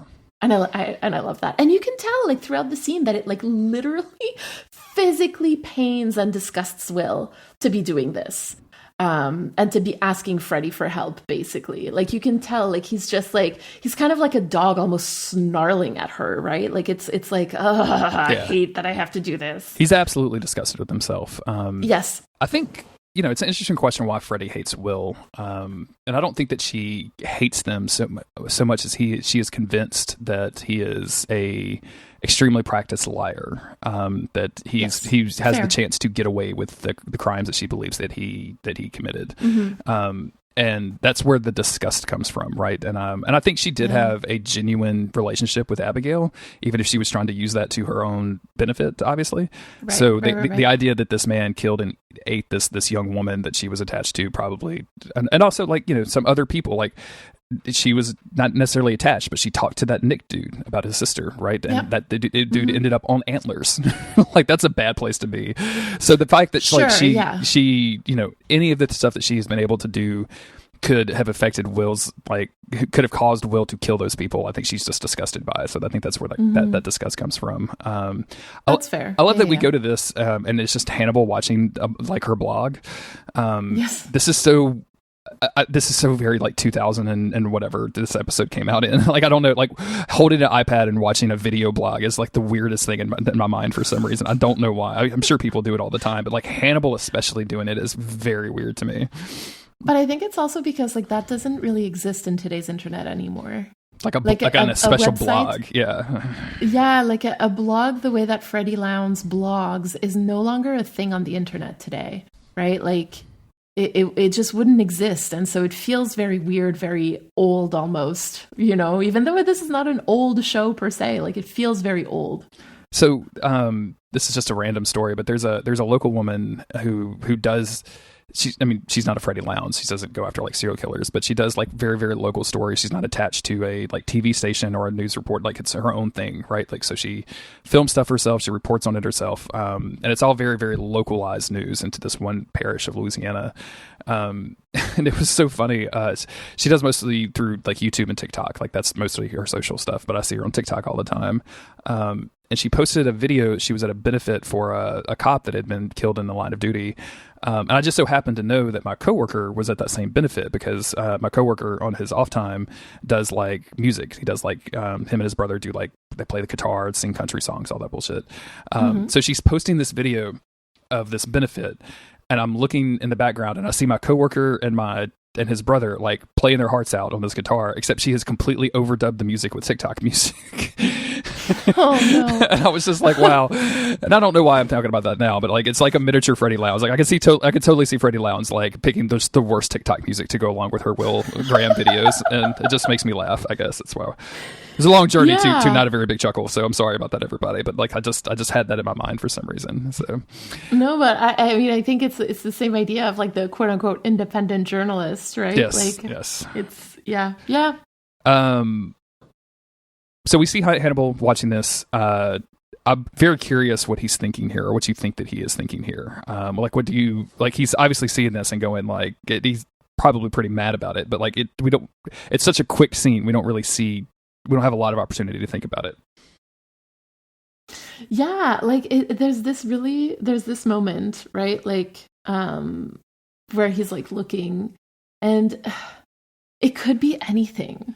And I think that's what's so scary about Hannibal, is that depending on which way the wind blows, like he could be feeling any different way. And like we said earlier, like he acts very intensely on those emotions. And so it's like, ooh. Scary. Very, very, very scary. Very dangerous, like you said earlier. So we're going to go from here back to Will, and the same orderly wants to know if Will wants a book, and Will says no, and then this orderly starts to be a little loquacious. He starts talking to Will, saying, "I agree with a lot of what you said. People don't understand much about me," and this is the moment that we kind of see like, this guy is more than he seems. Yes. And I know you told me to watch out for him, but I just did not expect that. You forgot. It's okay. This guy, I like this guy a lot. He shows up in Justified as kind of a creepy weirdo too. And I like this actor a whole bunch. So it's fun to see him in this kind of small role. The orderly, that's probably what I was trying to type in, orderly instead of corduroy. That probably makes sense. Oh, yes, that makes sense. The orderly says that there's something that they both don't have, or something that they've both evolved not to need. And he says he's impressed with Will's ability to hide in the FBI, and mentions that he's turned off all children's mics, so there's no record of this happening. Yes. And he confesses to killing the bailiff, specifically mentioning how hard it was to get him on the antlers, which I was like, yes, glad I brought that up.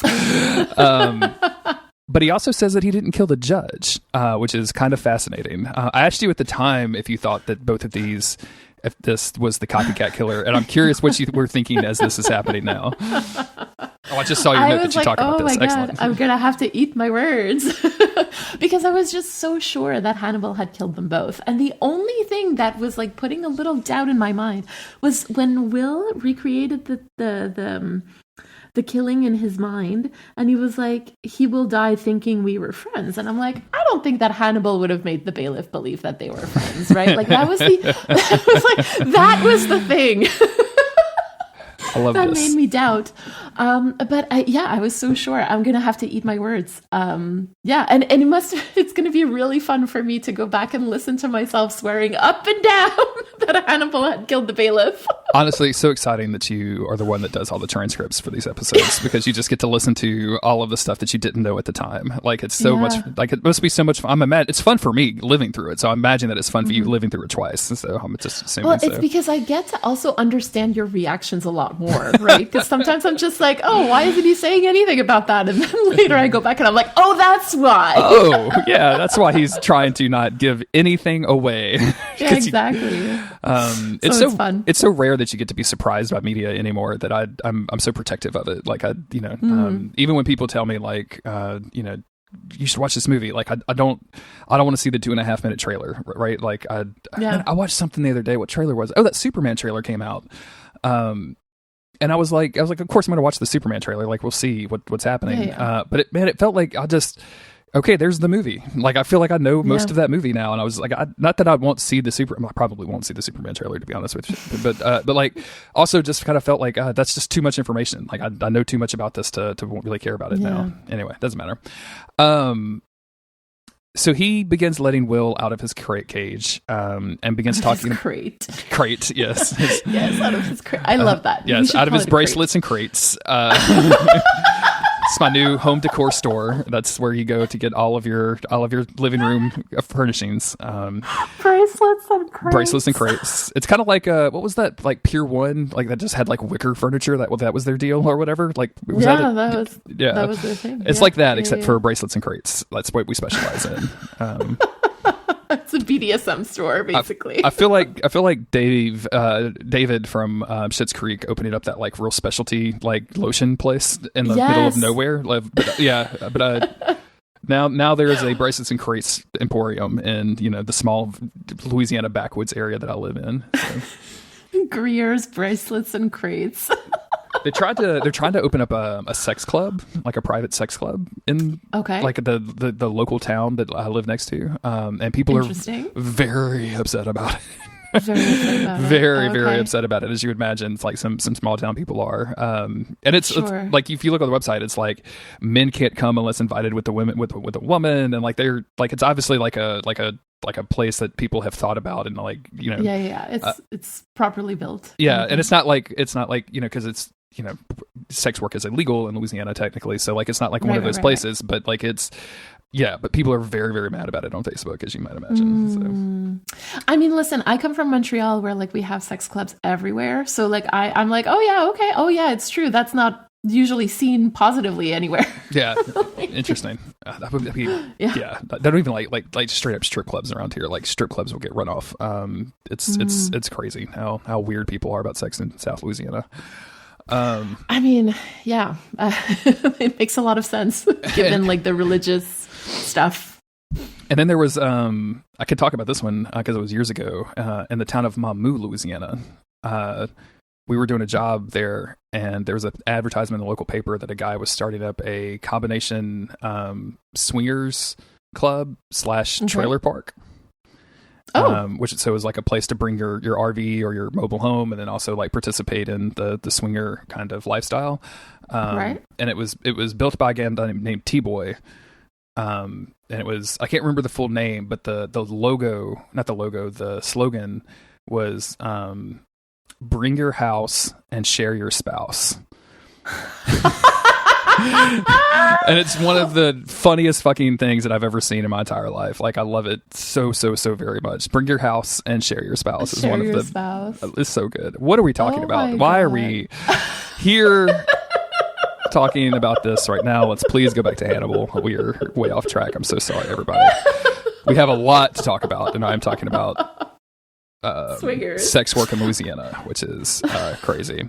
So Yes. This orderly begins to let Will out of his cage and begins talking about something that I think fits in our theme, this like coopetition thing, where smaller birds are mobbing hawks who favor solitary roles in their lives. And he begins to like, what if the hawks started working together?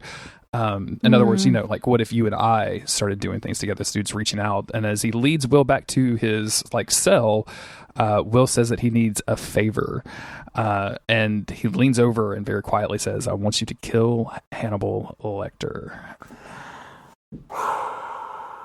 This is a big moment. Yeah, yeah. This is a huge moment because this is the thing. This is the big temptation that I think Hannibal has wanted for Will, to have him become a killer. As Gideon said, you have it in you, don't you? And this is a moment that I look at of like, this is him in his full sanity.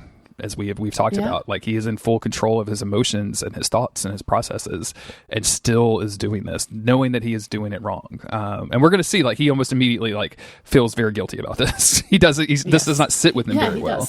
No, it doesn't. But the temptation here is just too much for him. The opportunity is too much for him to resist. Yeah. And you have a note there that I just love, and it's like, how does that apple taste, Will? And I'm like, yes, this is exactly what's going on, right? Like he's biting into the apple that the serpent has tempted him with, right? He is now using people for his own means, the same way that we've been talking about Hannibal using people for his own means, the same way that we talked also about what was his name, the other killer using people's guts for his instruments, right? Yes. Mm-hmm. So yeah, he has it in him, and he's acting on that, right? And I think Gideon says later that Will is in a very biblical place, and like this is what it is, right? He's it like the need for vengeance is so strong at this point that he just can't deal with it any other way than to do this. It's so good. I mean, this moment is so good. I mean, it's a, however you view it, I think, whether it's a flaw in Will's character or an evolution of his character or a moment of desperation or whatever, like, again, him listening to Gideon saying like, he's smoke in the air. Like you're going to have to kill him. And then, using this opportunity, using this person who was killed before on behalf of Will to potentially kill Hannibal Lecter it's such a powerful character moment for Will. As we're going to see, like they could have easily ended the episode on this moment, I think, and had this but instead we get this like probably another 4 hours of conversation in this podcast about it because it's going to be a lot. Oh my God, we hit the 2-hour mark.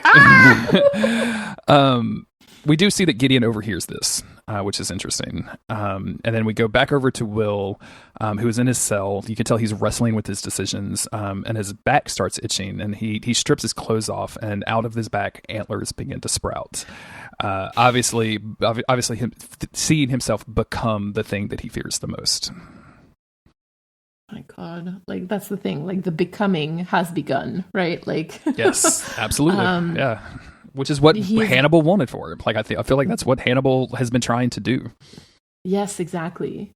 Like there's just so many like oh no moments in this episode, and this is definitely like one of the strongest ones because you're like oh no, like the becoming has begun. He is becoming the stag. He is becoming the killer. He is becoming what Hannibal wanted for him. He is like it's just all of it is a lot, right?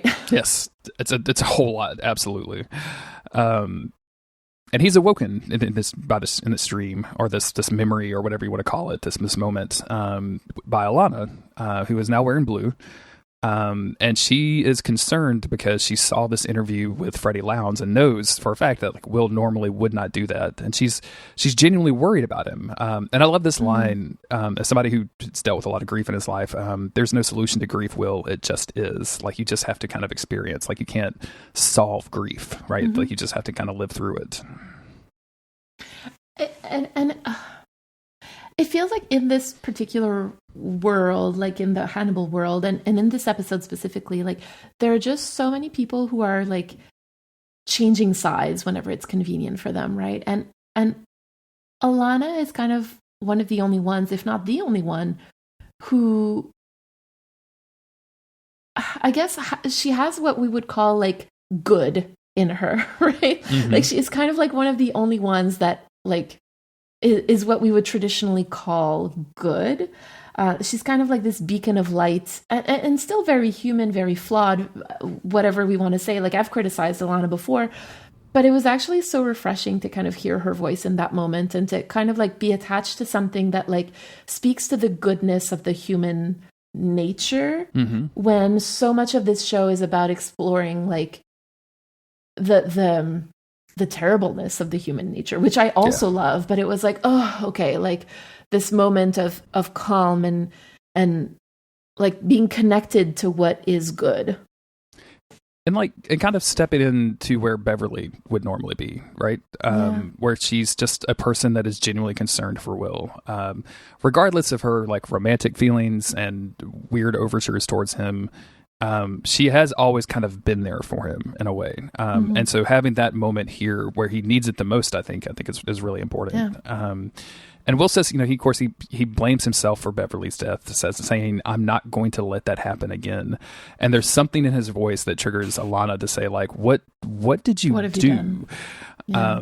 And she leaves, and as she's leaving, she sees Gideon on the monitors in one of the security stations. And as she's watching, Chilton shows up, and there's this great conversation, this great back and forth between her and Chilton, where Chilton is like, what is it about you? Like Gideon talks to you, Will talk to you. You were like catnip for killers. I hated that line. Really?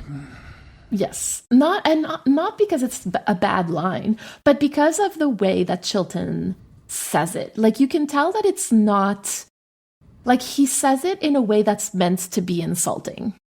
You know what I mean? Yes. Yeah. Like Go ahead. I want to hear what you think. I was just going to say he was trying to be condescending with it. Yes. Yes. And he's always like that with Alana. And I'm just like, I hate you. Like, I really despise this character sometimes. As much as I don't want him to end up in soup, right? Like, we agree on that. Like, I do not act on my emotions that intensely. I'm not Hannibal Lecter. But, like, literally nothing will stop this person from being an asshole. And again, and I just find that amazing. Don't want him to be soup because of personal reasons. Just for scumbag reasons, we want him to see him turned into soup. That's the thing. Sure. She mentions Gideon, and he mentions that the two of them are his only surviving therapist. That he pulled the tongues out of the rest, and she just looks at him and says, "He pulled more than that out of you." And oh my god, that's so good. Yes, love that. I was like, get his ass. And she has to see Gideon, and for whatever reason, Chilton grants the opportunity for her to interview him, presumably so he can listen to it, right? Like that's the only. Is it really the only thing? Well, I mean, the only way he can get his humiliation kink is by listening, right? So, like, I mean, either he wants to see if Will is right, or he just wants to be, humiliated again and again. Exactly. There you go. But this time, the conversation is much different, much more different. Gideon, this is such a weird conversation to describe because it's such a circuitous conversation because Gideon is trying to tell her something, knowing that he's being listened to by Chilton and trying to get her to pick up on this. And he just describes, a little birdie convincing him that he wanted to kill her, and that Will Graham has his own little birdie now. But they also talk about. Where she says something like Will Graham is not the Chesapeake River, and he says not yet. I find that fascinating, absolutely fascinating. He also describes Will as a changed man that's not looking for redemption, but revenge is a token that he would value. And just to kind of explore our religious imagery that we're going to get into later, like this very much reminded me of Judas's silver, right? Of just like this token that Will has accepted in exchange for his moral goodness. You might have to explain that more explicitly to me because I do do not know what that means, actually. Judas took 30 pieces of gold to betray Jesus. So he was paid to paid to betray Jesus. Like he valued the silver. I'm sorry, 30 pieces of silver. I think silver. It's important. So that's where silver. the saying comes from when people say, "Oh, you're 30 pieces of silver." Blah blah blah. Oh, Yes. okay. So it's a Judas thing. Okay, great. Thank you. So he accepted money to tell the Romans where Jesus would be, and that's why we have Christianity. Thank you, Judas. It's all Judas's fault.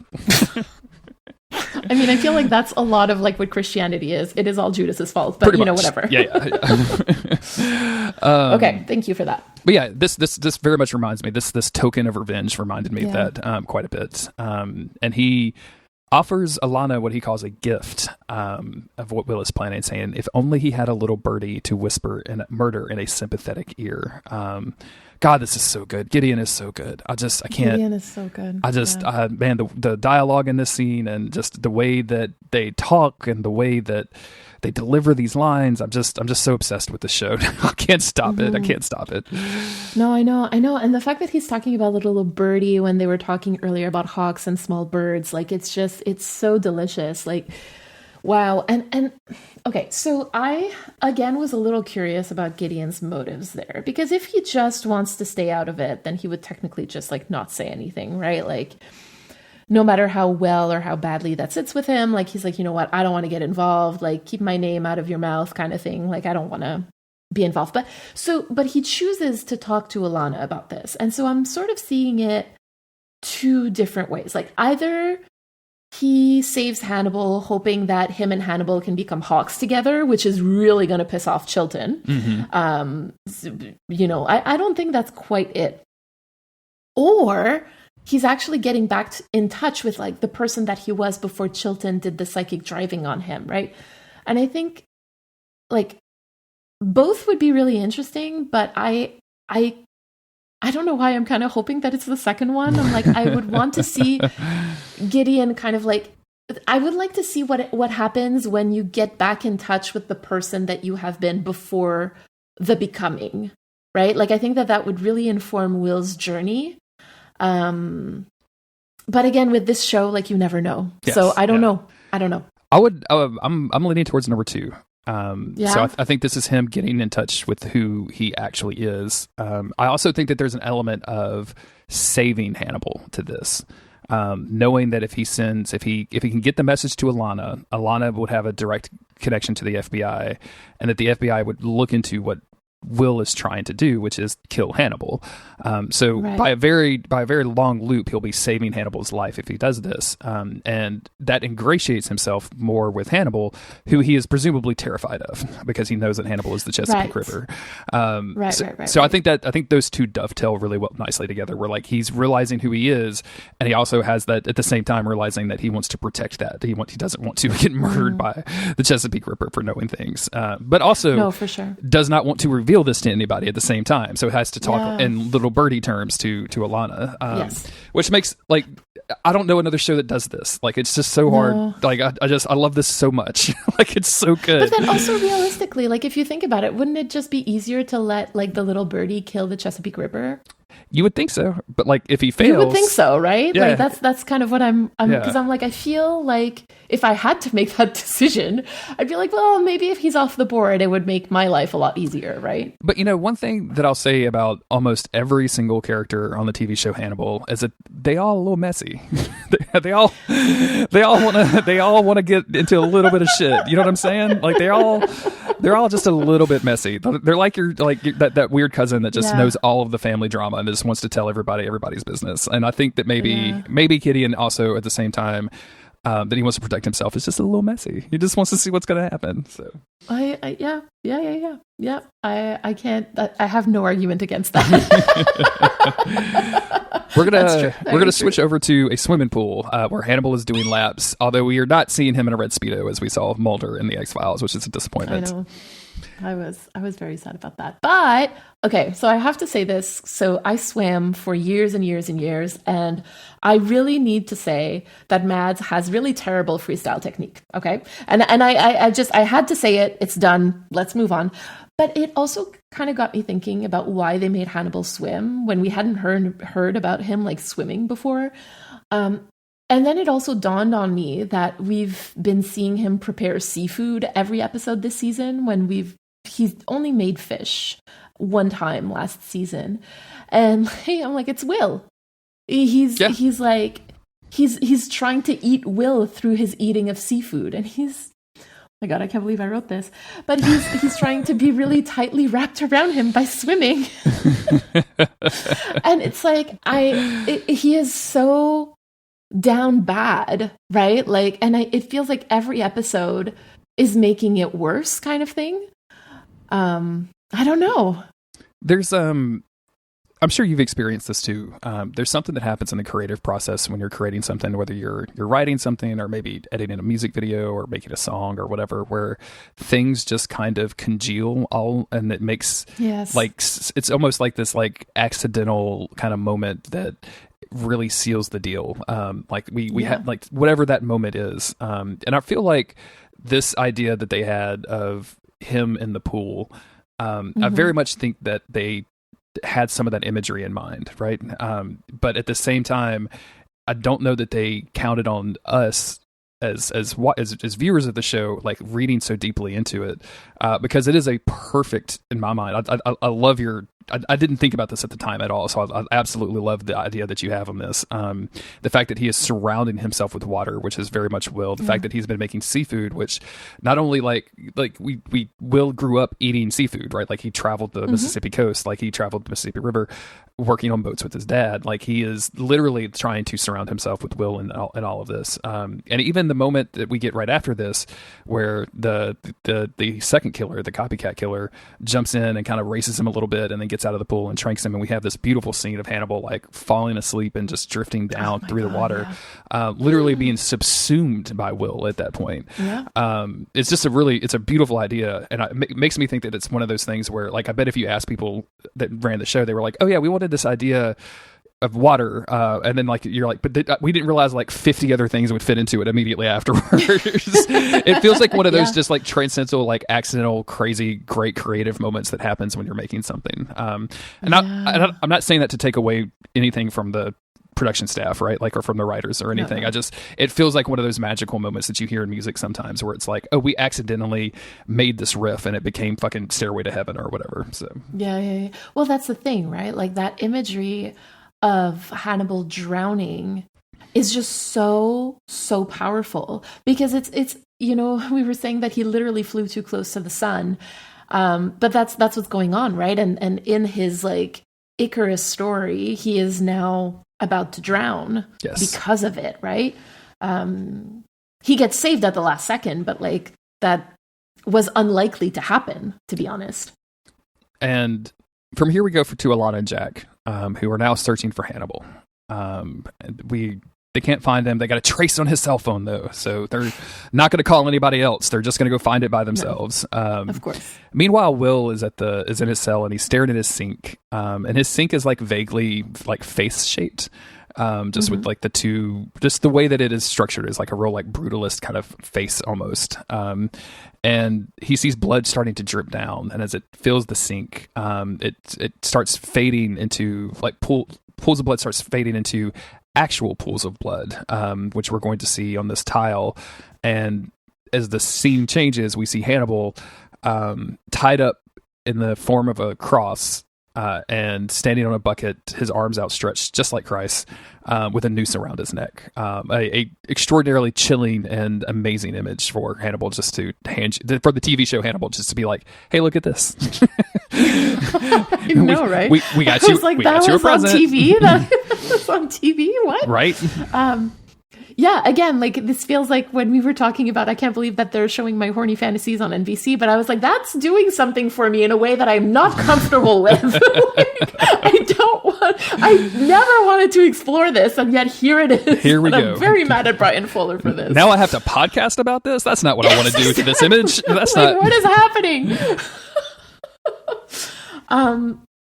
But yeah, this was such a very strange moment for me, because I was...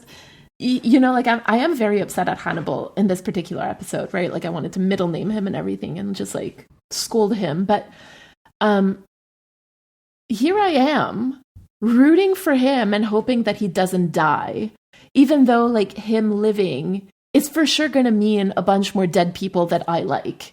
And it's like, how do they manage to do that? How do they manage to switch so quickly from one to the next? And then I'm like, but that's exactly what Hannibal does, right? Like, from one moment, he's like, I don't know, do I save Bella or do I not? And then the next moment, he's like, oh, I couldn't do that to you, Jack. And it sort of feels like, I think I said at the very beginning when we started podcasting about this, that it feels like this show is trying to make us understand or like get us in touch with like the worst of human nature.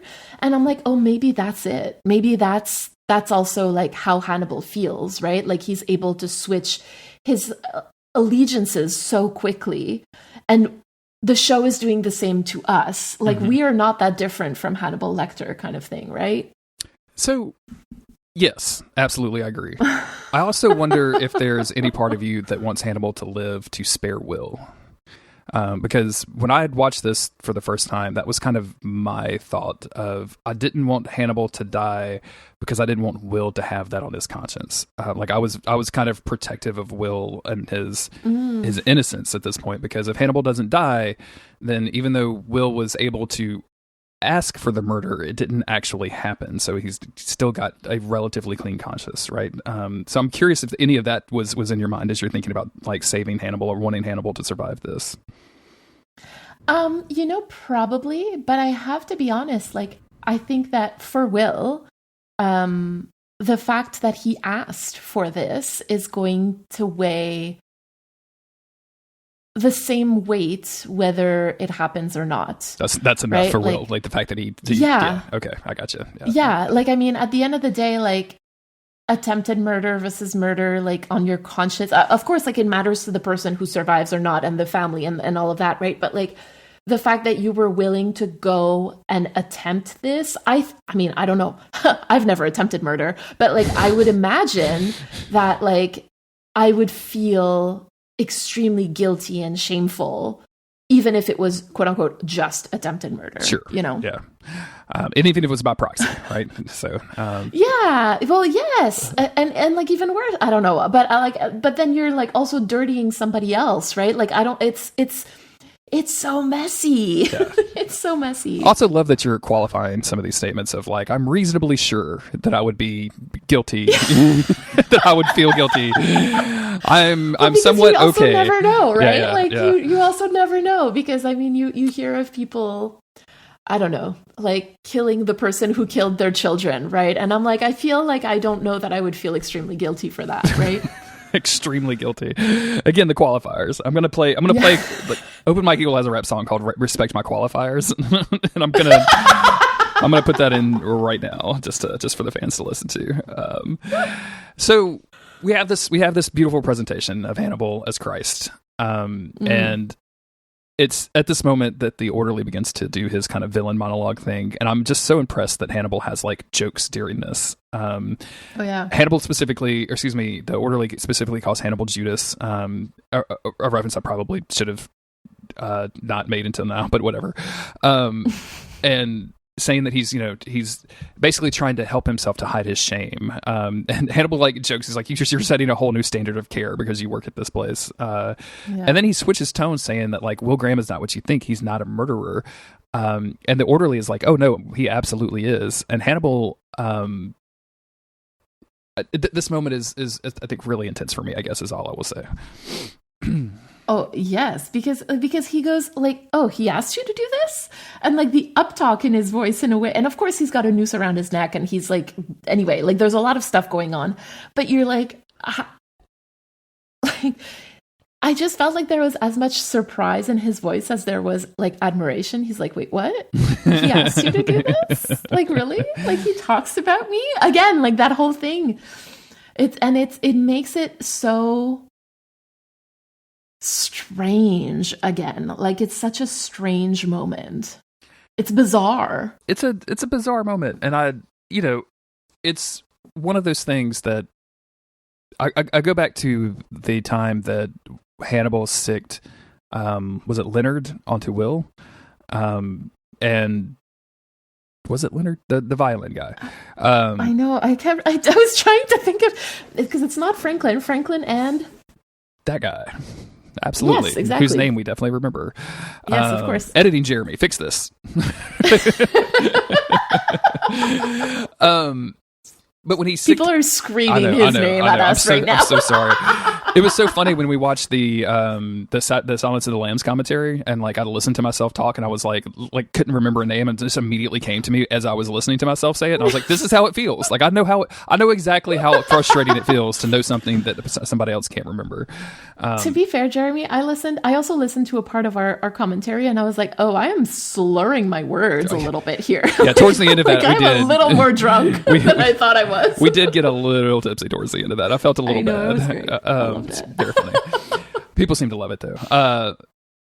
So that moment that it comes where Will comes back and Hannibal realizes his attempt, his kind of chaotic choice to send a killer after Will failed, and Will is there in that moment of relief and gratification that Hannibal feels at seeing Will alive, and like comparing and contrasting that with this moment of Hannibal realizing that Will did the same thing to him is just like you said, like it's very much like, oh, he's talking about me. What did he say? Like, has he been thinking about me? Like there's very much one of those, and it's, you know, I don't know whether to be proud or terrified kind of situation happening, and it's just such a beautiful like kind of encapsulation of those two moments put together, and it's just what a fucked up relationship these two have.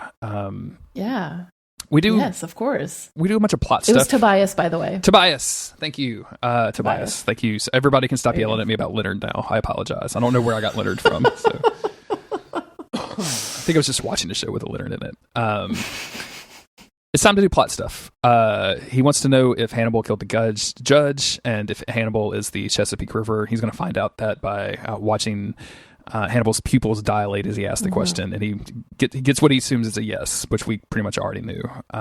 Yeah. I kind of love this moment where he asks how many lives Hannibal has seen hang on to those last few seconds, and wonders like, why do they even bother hanging on to their lives? They know it's going to be over with. And Hannibal, who is a literal mass murdering cannibal, who cuts up people and eats them and displays their bodies in horrific displays, says, because life is precious.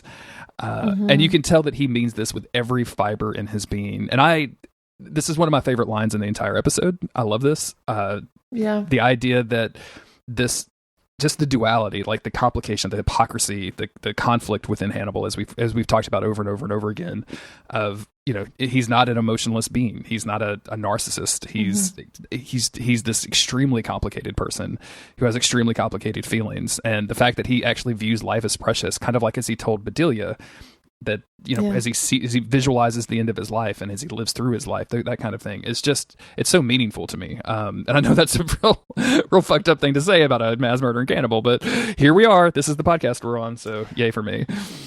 I mean, listen, so I think the thing about Hannibal is that he doesn't really differentiate between human beings and animals, right? Like in the way that he chooses to, how do I put this? In the way that he chooses his diet, right? Like to him, human beings and animals have the same kind of value, right?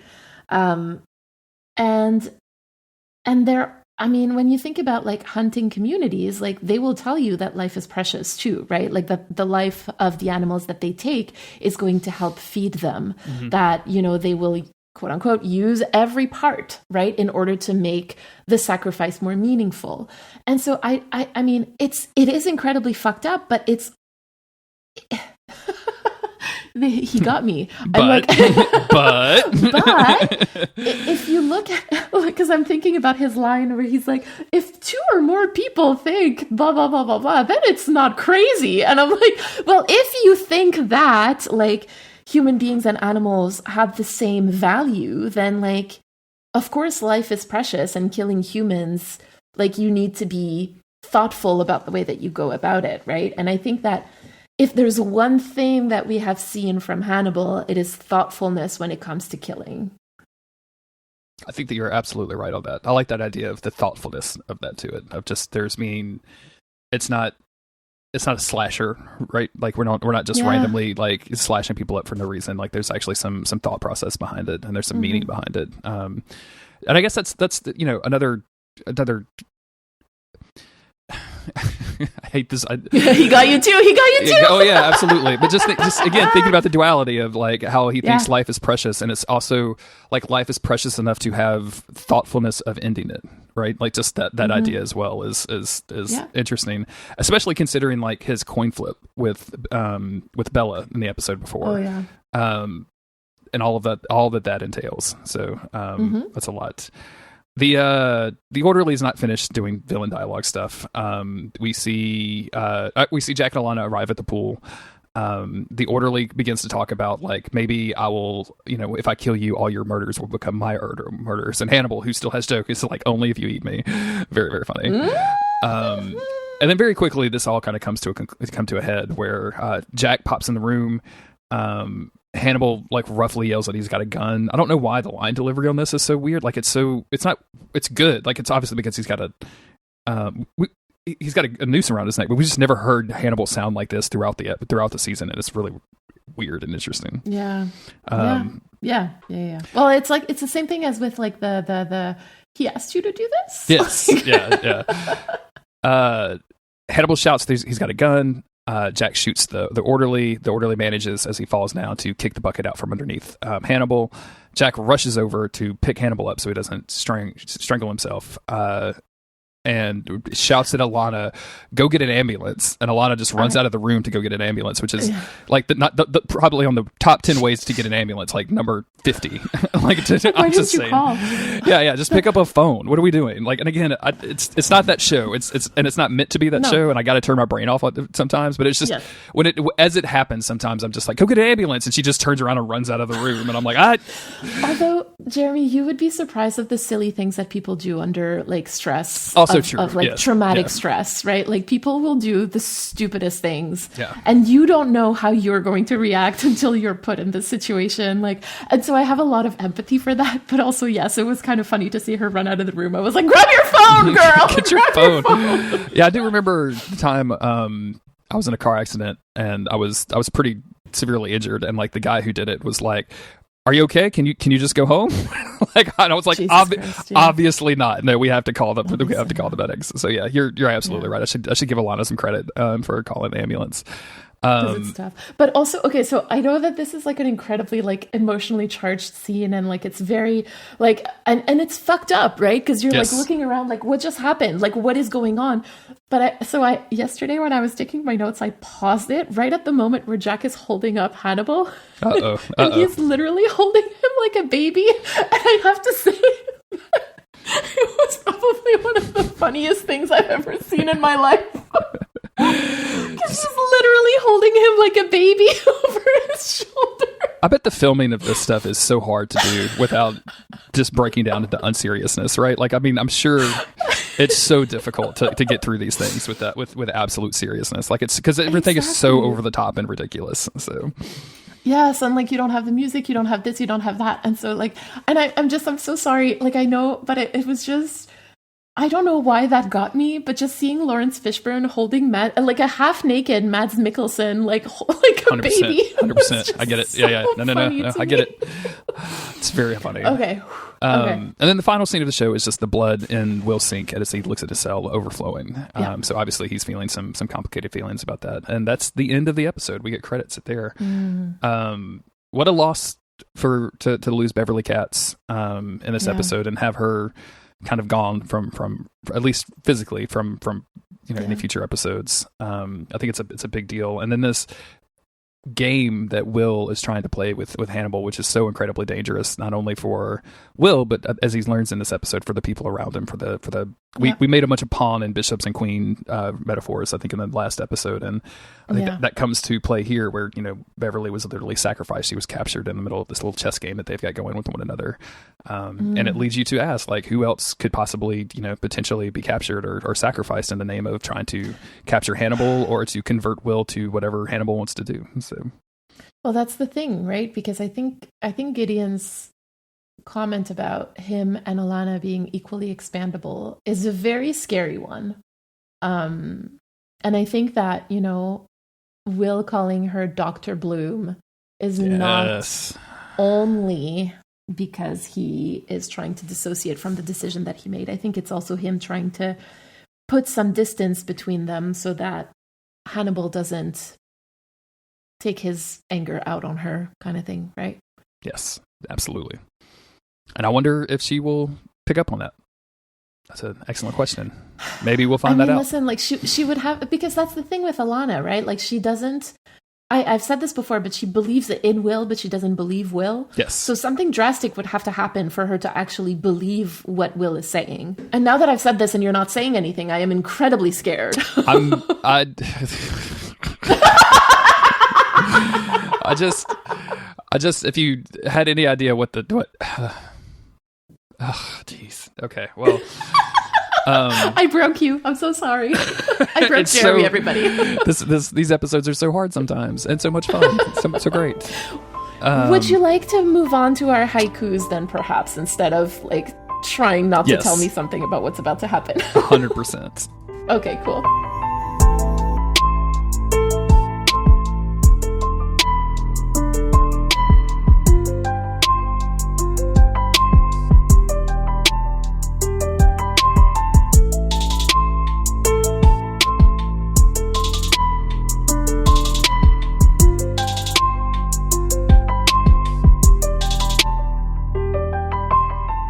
Why don't you go first?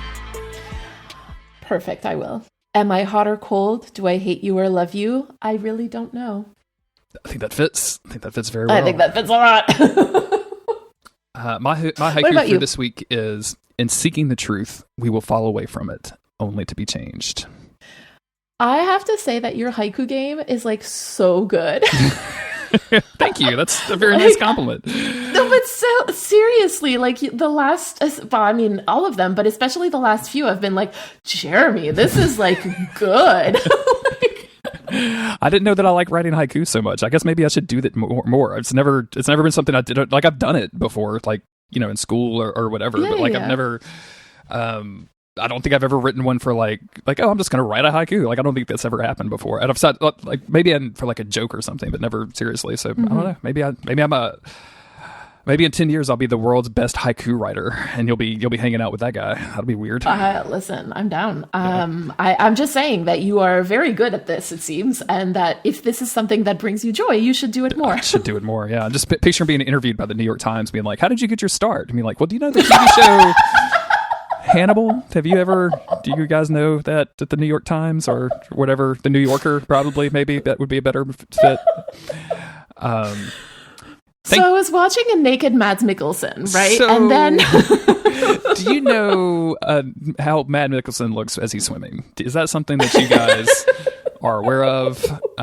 Have you ever heard of Murder Husbands, is what I'm asking. Thank you. There's only one bed of this newspaper. There's only one bed in this newspaper, in this Vanity Fair article about myself. Thank you, everybody, for listening. We so much appreciate it. It's very heartening. Thank you to Jake Lionheart and Banshee Beat for the music at this episode, and Alex Dreams Art for the art. I always forget to thank people like that, and I apologize for doing that. But they're in the show notes, so go check all of their stuff out. Continue telling your friends and family about the show. Continue commenting on Spotify. We love to see all of our Spotify comments. It was so much fun seeing, again, we're recording this in December. We know you're listening in March, but it was so much fun seeing us pop up on people's Spotify Wrapped playlist, because that means y'all are like fucking listening. And that's yeah, for real, because it's not like we're not an established brand. It's not like we have a celebrity. No. Jim Carrey is not on this podcast. He doesn't even edit it. And we also didn't have a full year, right, of releasing stuff, and we're releasing bi-weekly. So or we were at the time, right? Exactly. So wow. Humbling. Amazing. So extraordinarily humbling. And I just thank you, everybody, so much for listening. It's super appreciated. We'll be back next week. And until then, remember to, nope, that's not how this works. God damn it. Did it again. Why don't you take the outro? Of course, I'll take it. Yes. I forgot how to word. Thank you, everybody, and bon appétit. Bon appétit, everybody. Oh my God, I cannot believe that we are at the 2 hour and 35 hour mark. Yes. This is like insanity. Obscene. This is obscene is what it is. Good morning. Good morning. It is. How are you? I am extremely good. It is super early. Wow. Sorry, I'm running. Extremely good. That's good. I'm running a little bit late, so sorry about that. Oh my gosh, don't worry about it. It's all good. It gave me an opportunity to have more coffee. Yes. I haven't even had a sip yet because the reason I was late is because Autumn was like, "Hey, make me a hot coffee," because she usually drinks cold coffee some mornings, and I was like, "Yeah," but it's 30-something degrees outside, so it is officially freezing weather down here. All the way down to the 30s. Can you believe this? Do you never realize how hard my life is, Mary? That it's 30 degrees Celsius or Fahrenheit right now. Fahrenheit. I don't even know. 37 Fahrenheit. What is that in Celsius? I'm going to look that up because I don't even know. It's not a lot. It thought that I was asking for oven temperature of 375. Oh, that's too. Okay, yeah, that's too. That's cool. That's a cool morning. Yeah, it's chilly. It's chilly. I don't even know what we have here today, to be honest, because my phone. I forgot to charge my phone last night.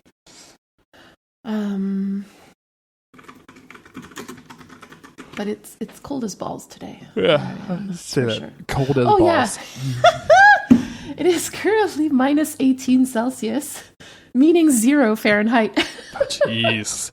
Yeah, that's not enough. That's not enough degrees. That's not enough degrees. You need more degrees than that to live.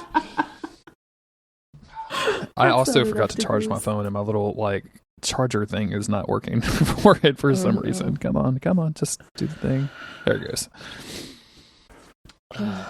Oh Lord. Did you hit record? I have not yet. No. Okay, cool.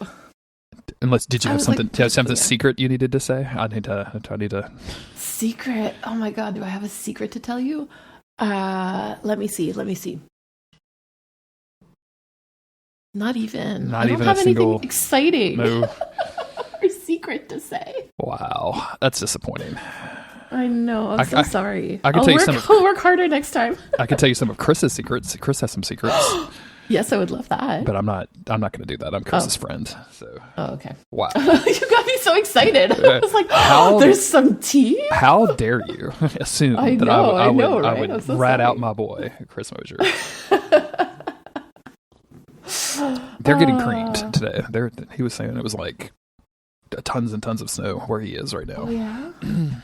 Yeah, we're getting that on Monday, actually. So we're getting that tomorrow. So whatever they're getting today, we're getting tomorrow. That sucks. Yes. I'm sorry. Just get all these yawns out on the mic already. Jesus. I woke up early and I was like, I'm going to be productive. And for some reason I was like, I'm going to be productive without coffee. So I just watched X-Files and then went back to sleep on the couch is how productive I was. That's amazing, actually. That sounds really good. That's kind of what happened to me this morning. I woke up at 5:12. I don't know why. No reason at all. And then I was like, okay, well, I guess I should get my day started. And I was like, first, let me just watch an episode of The X-Files. Let me just... See, that's funny because I have to do that for podcast homework. You were just doing that because you like the X-Files. Yeah. Exactly. The episode I did was pretty good. It's Clyde Bruckerman's last post. Oh, I love that one. It was a really sweet episode, I thought. I thought it was really fun. Yeah. Yeah. I found that it was the first one that kind of changes the tone of the show. Yeah. There's more humor in that one than there's really ever been before. There's a lot of humor in it. There's some people making some jokes. It's also really sweet. It's a little bit of Scully being really, really sweet too, which it happens every once in a while that I can very much appreciate. So I know that's true. I like that they kind of take an approach to her character of she doesn't need to be sweet, just because she's a woman doesn't mean she needs to be sweet, which means that when she is, it makes it even more important kind of thing. Exactly. Yeah. So I like that. So, I wanted to talk to you because you accidentally bought your first smart device this week. Yes, you bought a smart light bulb, if I remember correctly, or a smart lamp. A smart lamp, actually. It's even worse. But you didn't mean to. No, I just wanted a regular lamp. You just wanted a normal off-on lamp, and you got a fancy dumb lamp. Yeah, it made you buy it. Made you download an app to be able to turn it on. A third-party app that needed decided that required access to all my Bluetooth devices. Yes, of course. Yes. And I was like, that's a lot for a lamp.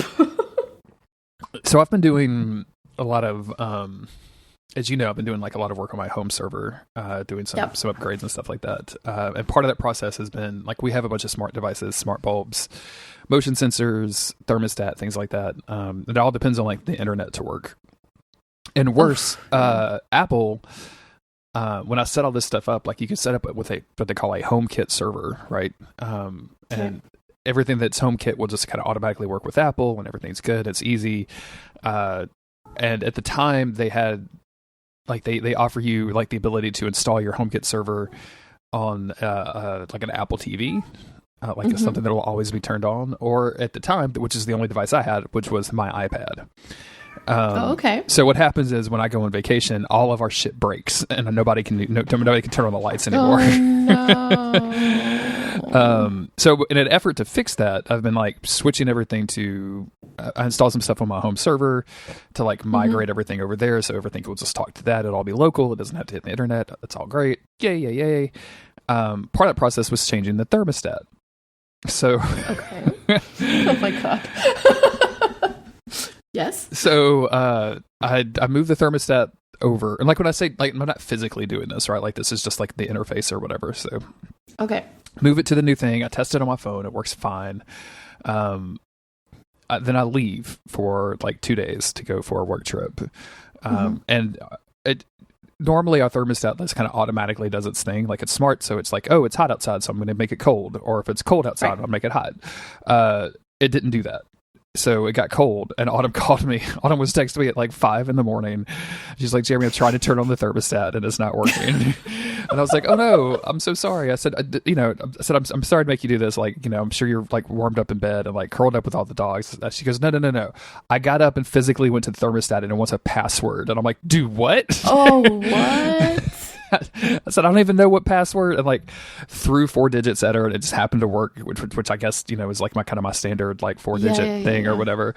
But it just felt so bad that like the first day that it got like really cold and like Autumn was in bed, she had to like get up, and then like I got home and I still couldn't figure out why it had a password. I had to redo everything. Oh my god! But yes, the horror of smart devices is smart devices.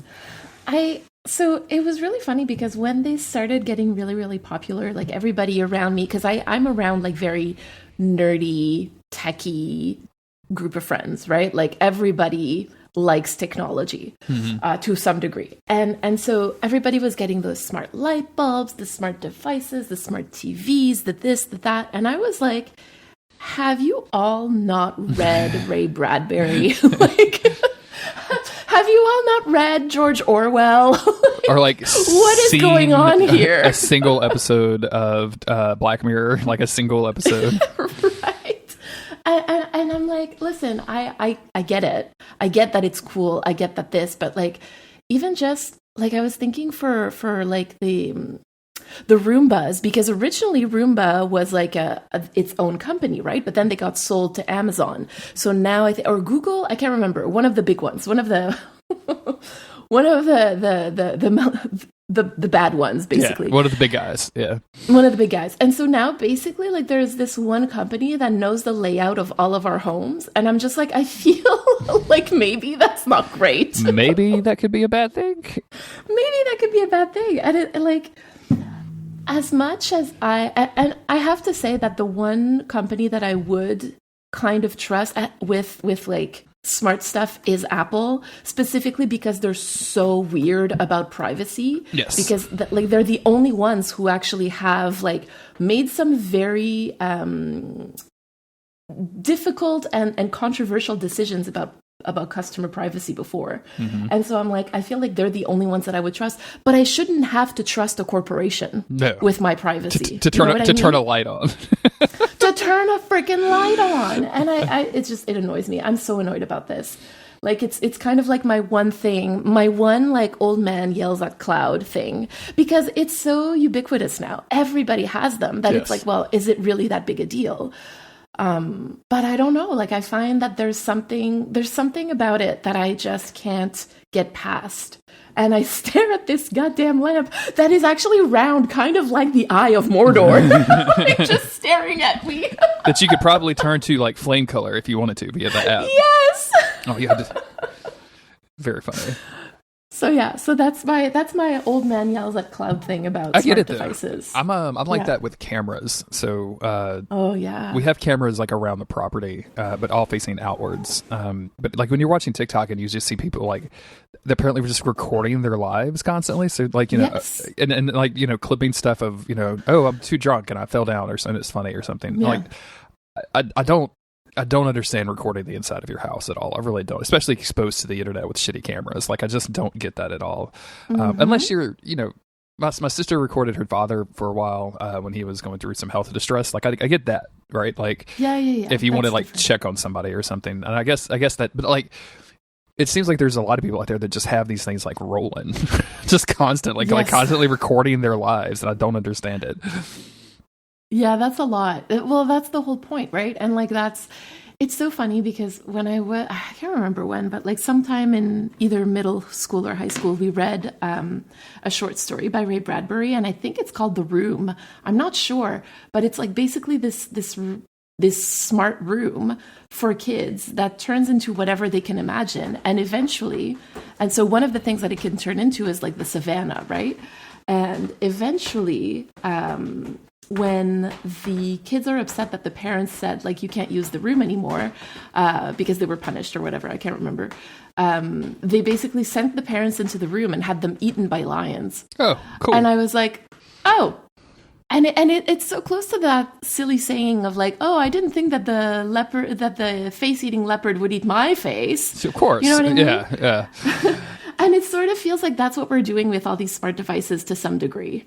Just letting people have access. Just yeah, kind of letting people have there. access. Exactly. And that's why, like, when you tell me that for you, it's like on a closed circuit, it's like how locally, I'm like, okay, well, yeah, that feels much better to me than like this idea of using a third party app that has access to all your Bluetooth devices. Yeah, exactly. Like that doesn't feel good, Some of it's still like, depending on the manufacturer and everything, like even the local server has to like go communicate to the internet to be able to like turn stuff on and off or whatever, which is kind of frustrating. But there is a huge like contingent of real geeky people that are just like trying to update stuff and create like different ways to access these smart devices because they want all the smart stuff without all of the internet stuff.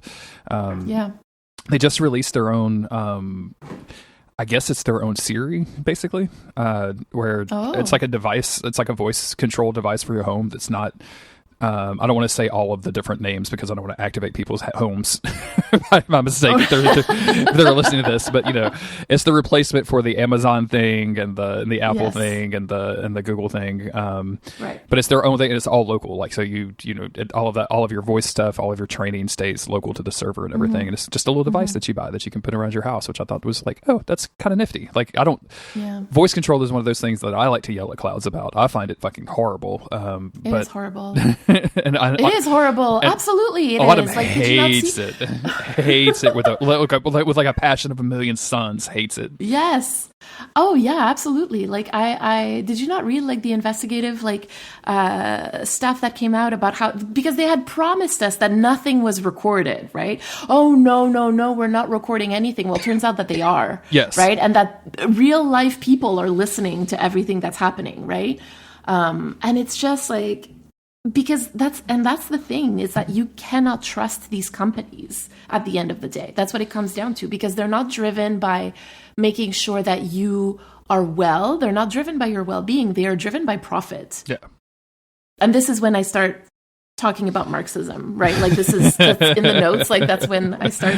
Yeah. That's when the socialist comes out in you and you're like, let's talk about, let's break down the capitalist machine. But that's what it is. And I think that's why, anyway, like I get so mad. Like the smart devices, the voice control stuff, like it just, I hate it. I hate it all. I hate all of it. Jeez, I'm having a coughing attack of some kind. I'm so sorry. No, are you okay? Yeah, I don't know. Like something is weird. It must be the cold.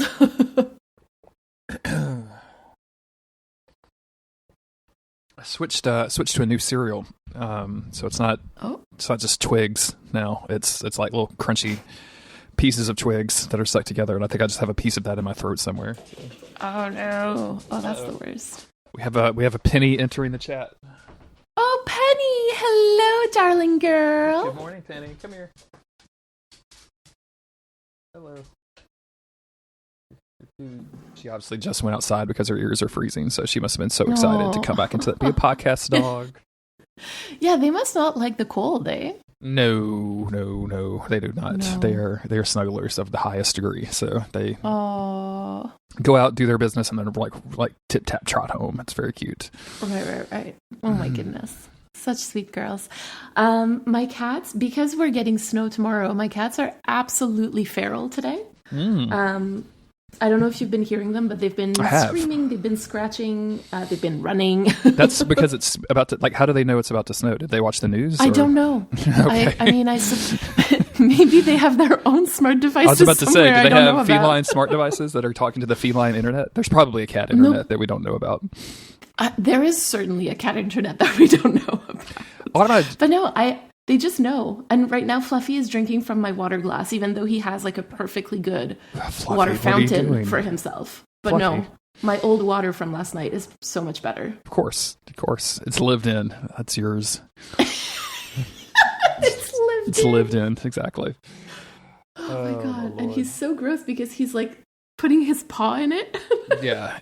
This is why in my house you're not allowed to drink from a glass of water that's been sitting out, because there's no telling if you're gonna get like water where litter paws have been. So Rosie is such a greedy little pig that if you leave literally anything out, she like if it even smells, like she will fight you over a smell. She's not afraid to fight you over a smell. Like, you know, like a candy bar wrapper is like fucking gold in this house. Okay. She'll take it. She'll like bring it to her crate like a fucking dragon, and then like just sit Hoard there it. and just hoard it until, you know, you try to get, or you just kind of, what we have been doing is just now ignore it, or like, fine, you know, you can have it. She gets bored with it, so we'll just take it when she's done. But at the same time, it's just like, oh my God, really? We have to go through this every fucking time. The other day was Autumn got me these neat little coffee cups, and they look like mason jars, but they're like taller and skinnier. Cool. And they've got little like screw tops for like if you want to do an iced coffee, but I've been just using them for warm coffee. And I don't know how she did it, but she managed to get her whole snout in one of them, and then take it into the crate. Because she absolutely adores coffee. Like coffee flavored stuff is some of her favorite stuff in the world. So that's so sweet. So I had to like bait her out to get the glass, because I was worried she was going to break the glass in her crate and it was going to cause a huge mess and blah blah blah blah. Just dogs, not even once. I love dogs. I you know, it's funny because around the big holidays I start missing my dog a lot.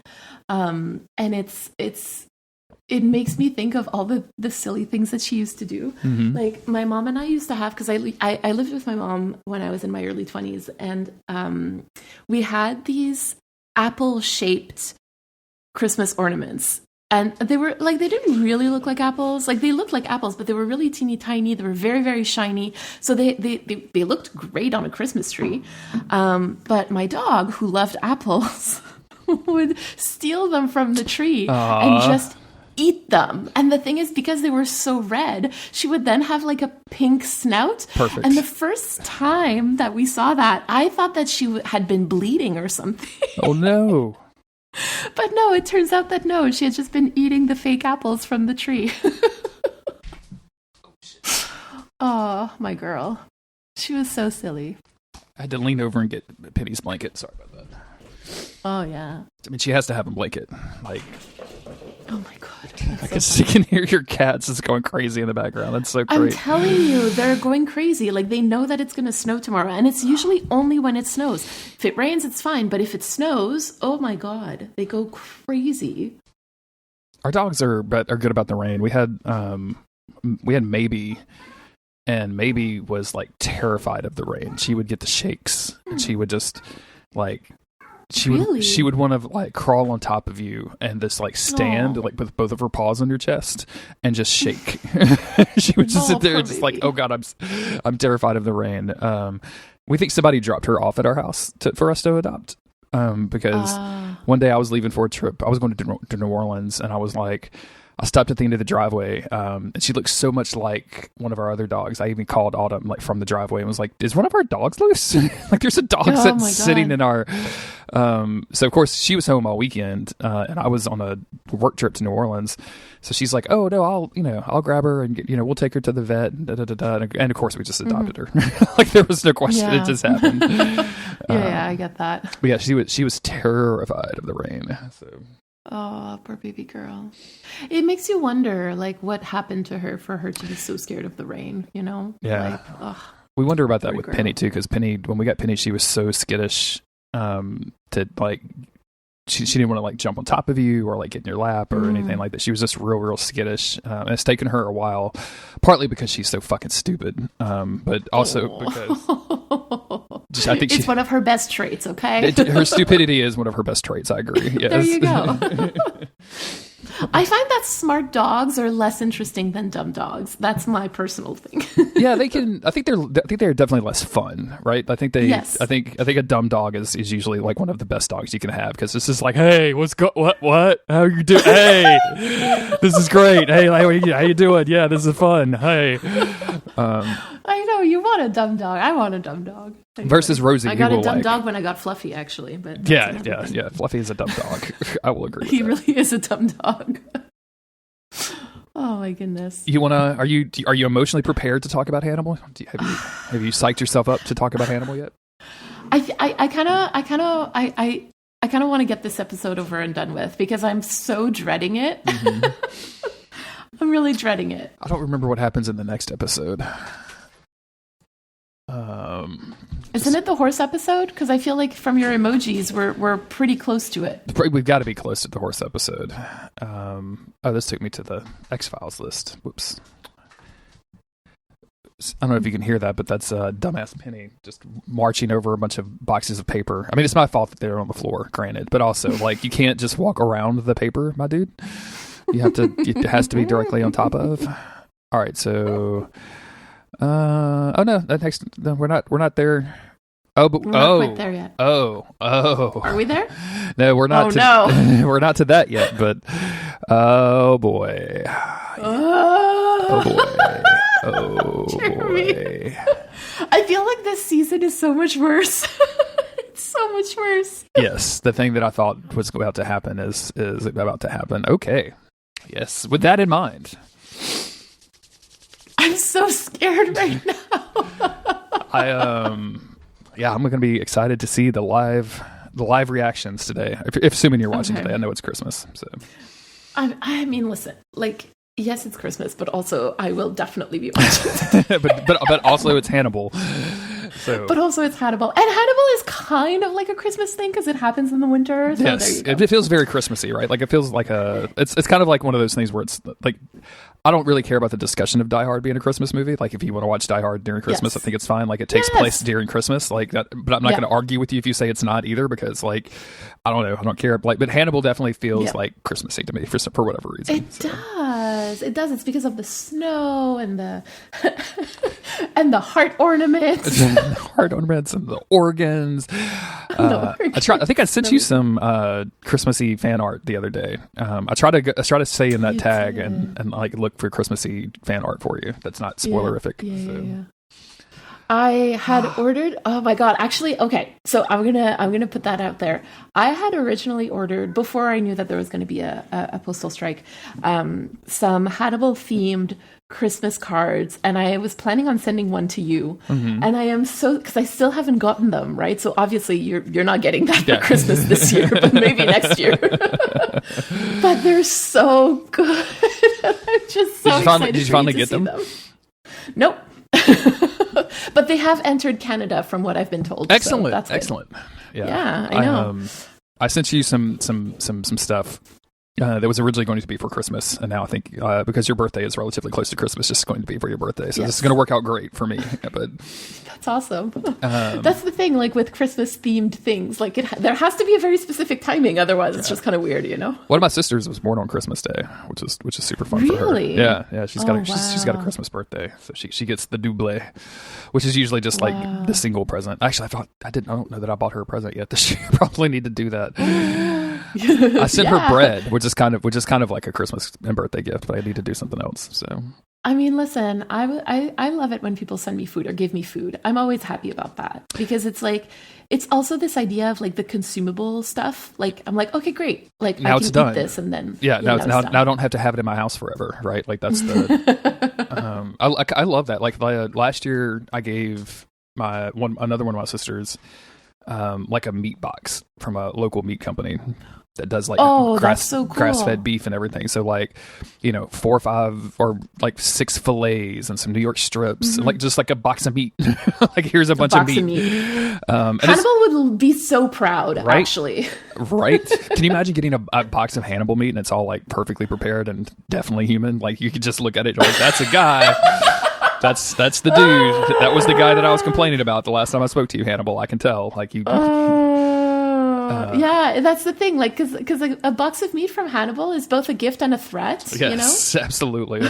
Most things from Hannibal are a gift and a threat. Actually, actually, that happens so much in this episode. Okay, now I'm ready to talk about it. Now I'm ready. Now we got it. I'm just gonna go ahead. Sorry, I just needed a few more minutes. Whoops.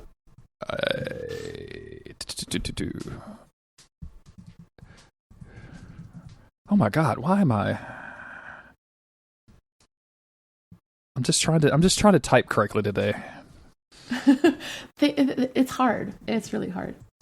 A gift or a threat. Just an early episode title in case we don't have another one. All right. I like it. Let's see. This is done. And people are going to have to listen all the way to the end in order to find out what it is. Right? Yeah. That was some of my every time me and Chris did that, like if the episode title was at the very end of the outtake, so they'd have to listen to 5 hours of podcast to find out what it is. That's my favorite shit in the world. It feels so, actually, as a listener, it felt so satisfying when you got there because you're like, now I get it.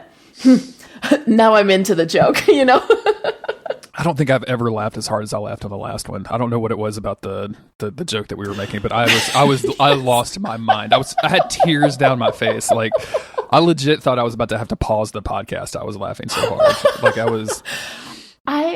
Okay, so listening to that one, I was like, first of all, I very much like felt like Chris in that moment because I was also like, wow, he really thought that was funny. And like Chris was kind of like proud of himself, like for making you laugh so hard. And I was like, yeah, I would definitely be proud of myself for that too.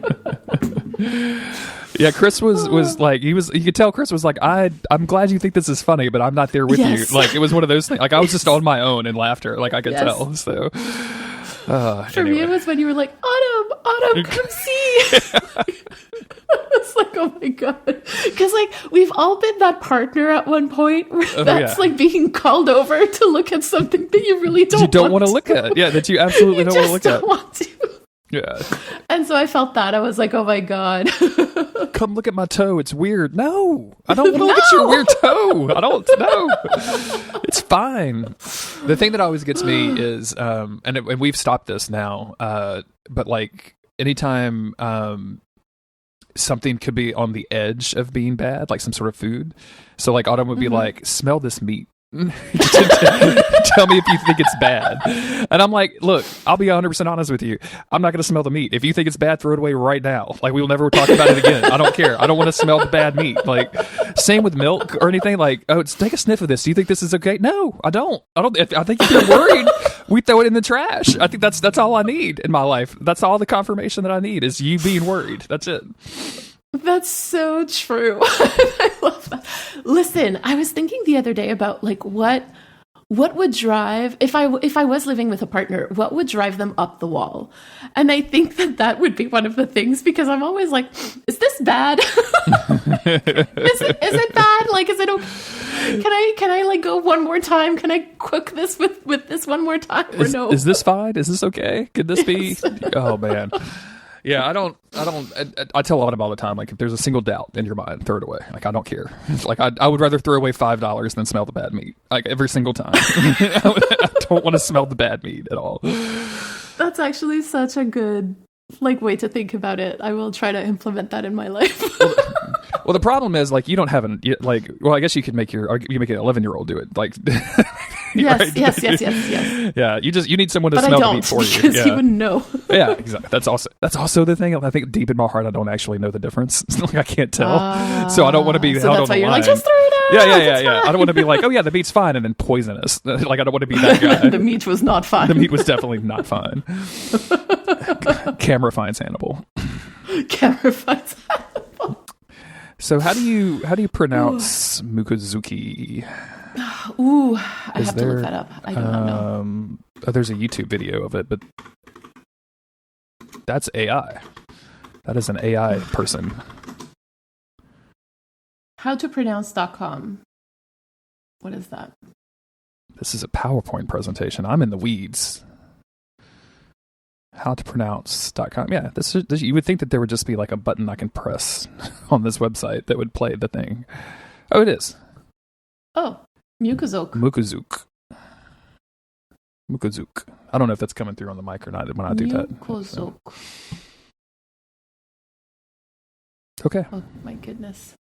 That's not how I would have said that. So that's not at all how I would have said it either. All right. Well, let's All right. Okay. let's party. Let's unwrap our gift and our threat. And the conclusion that I've drawn is that you are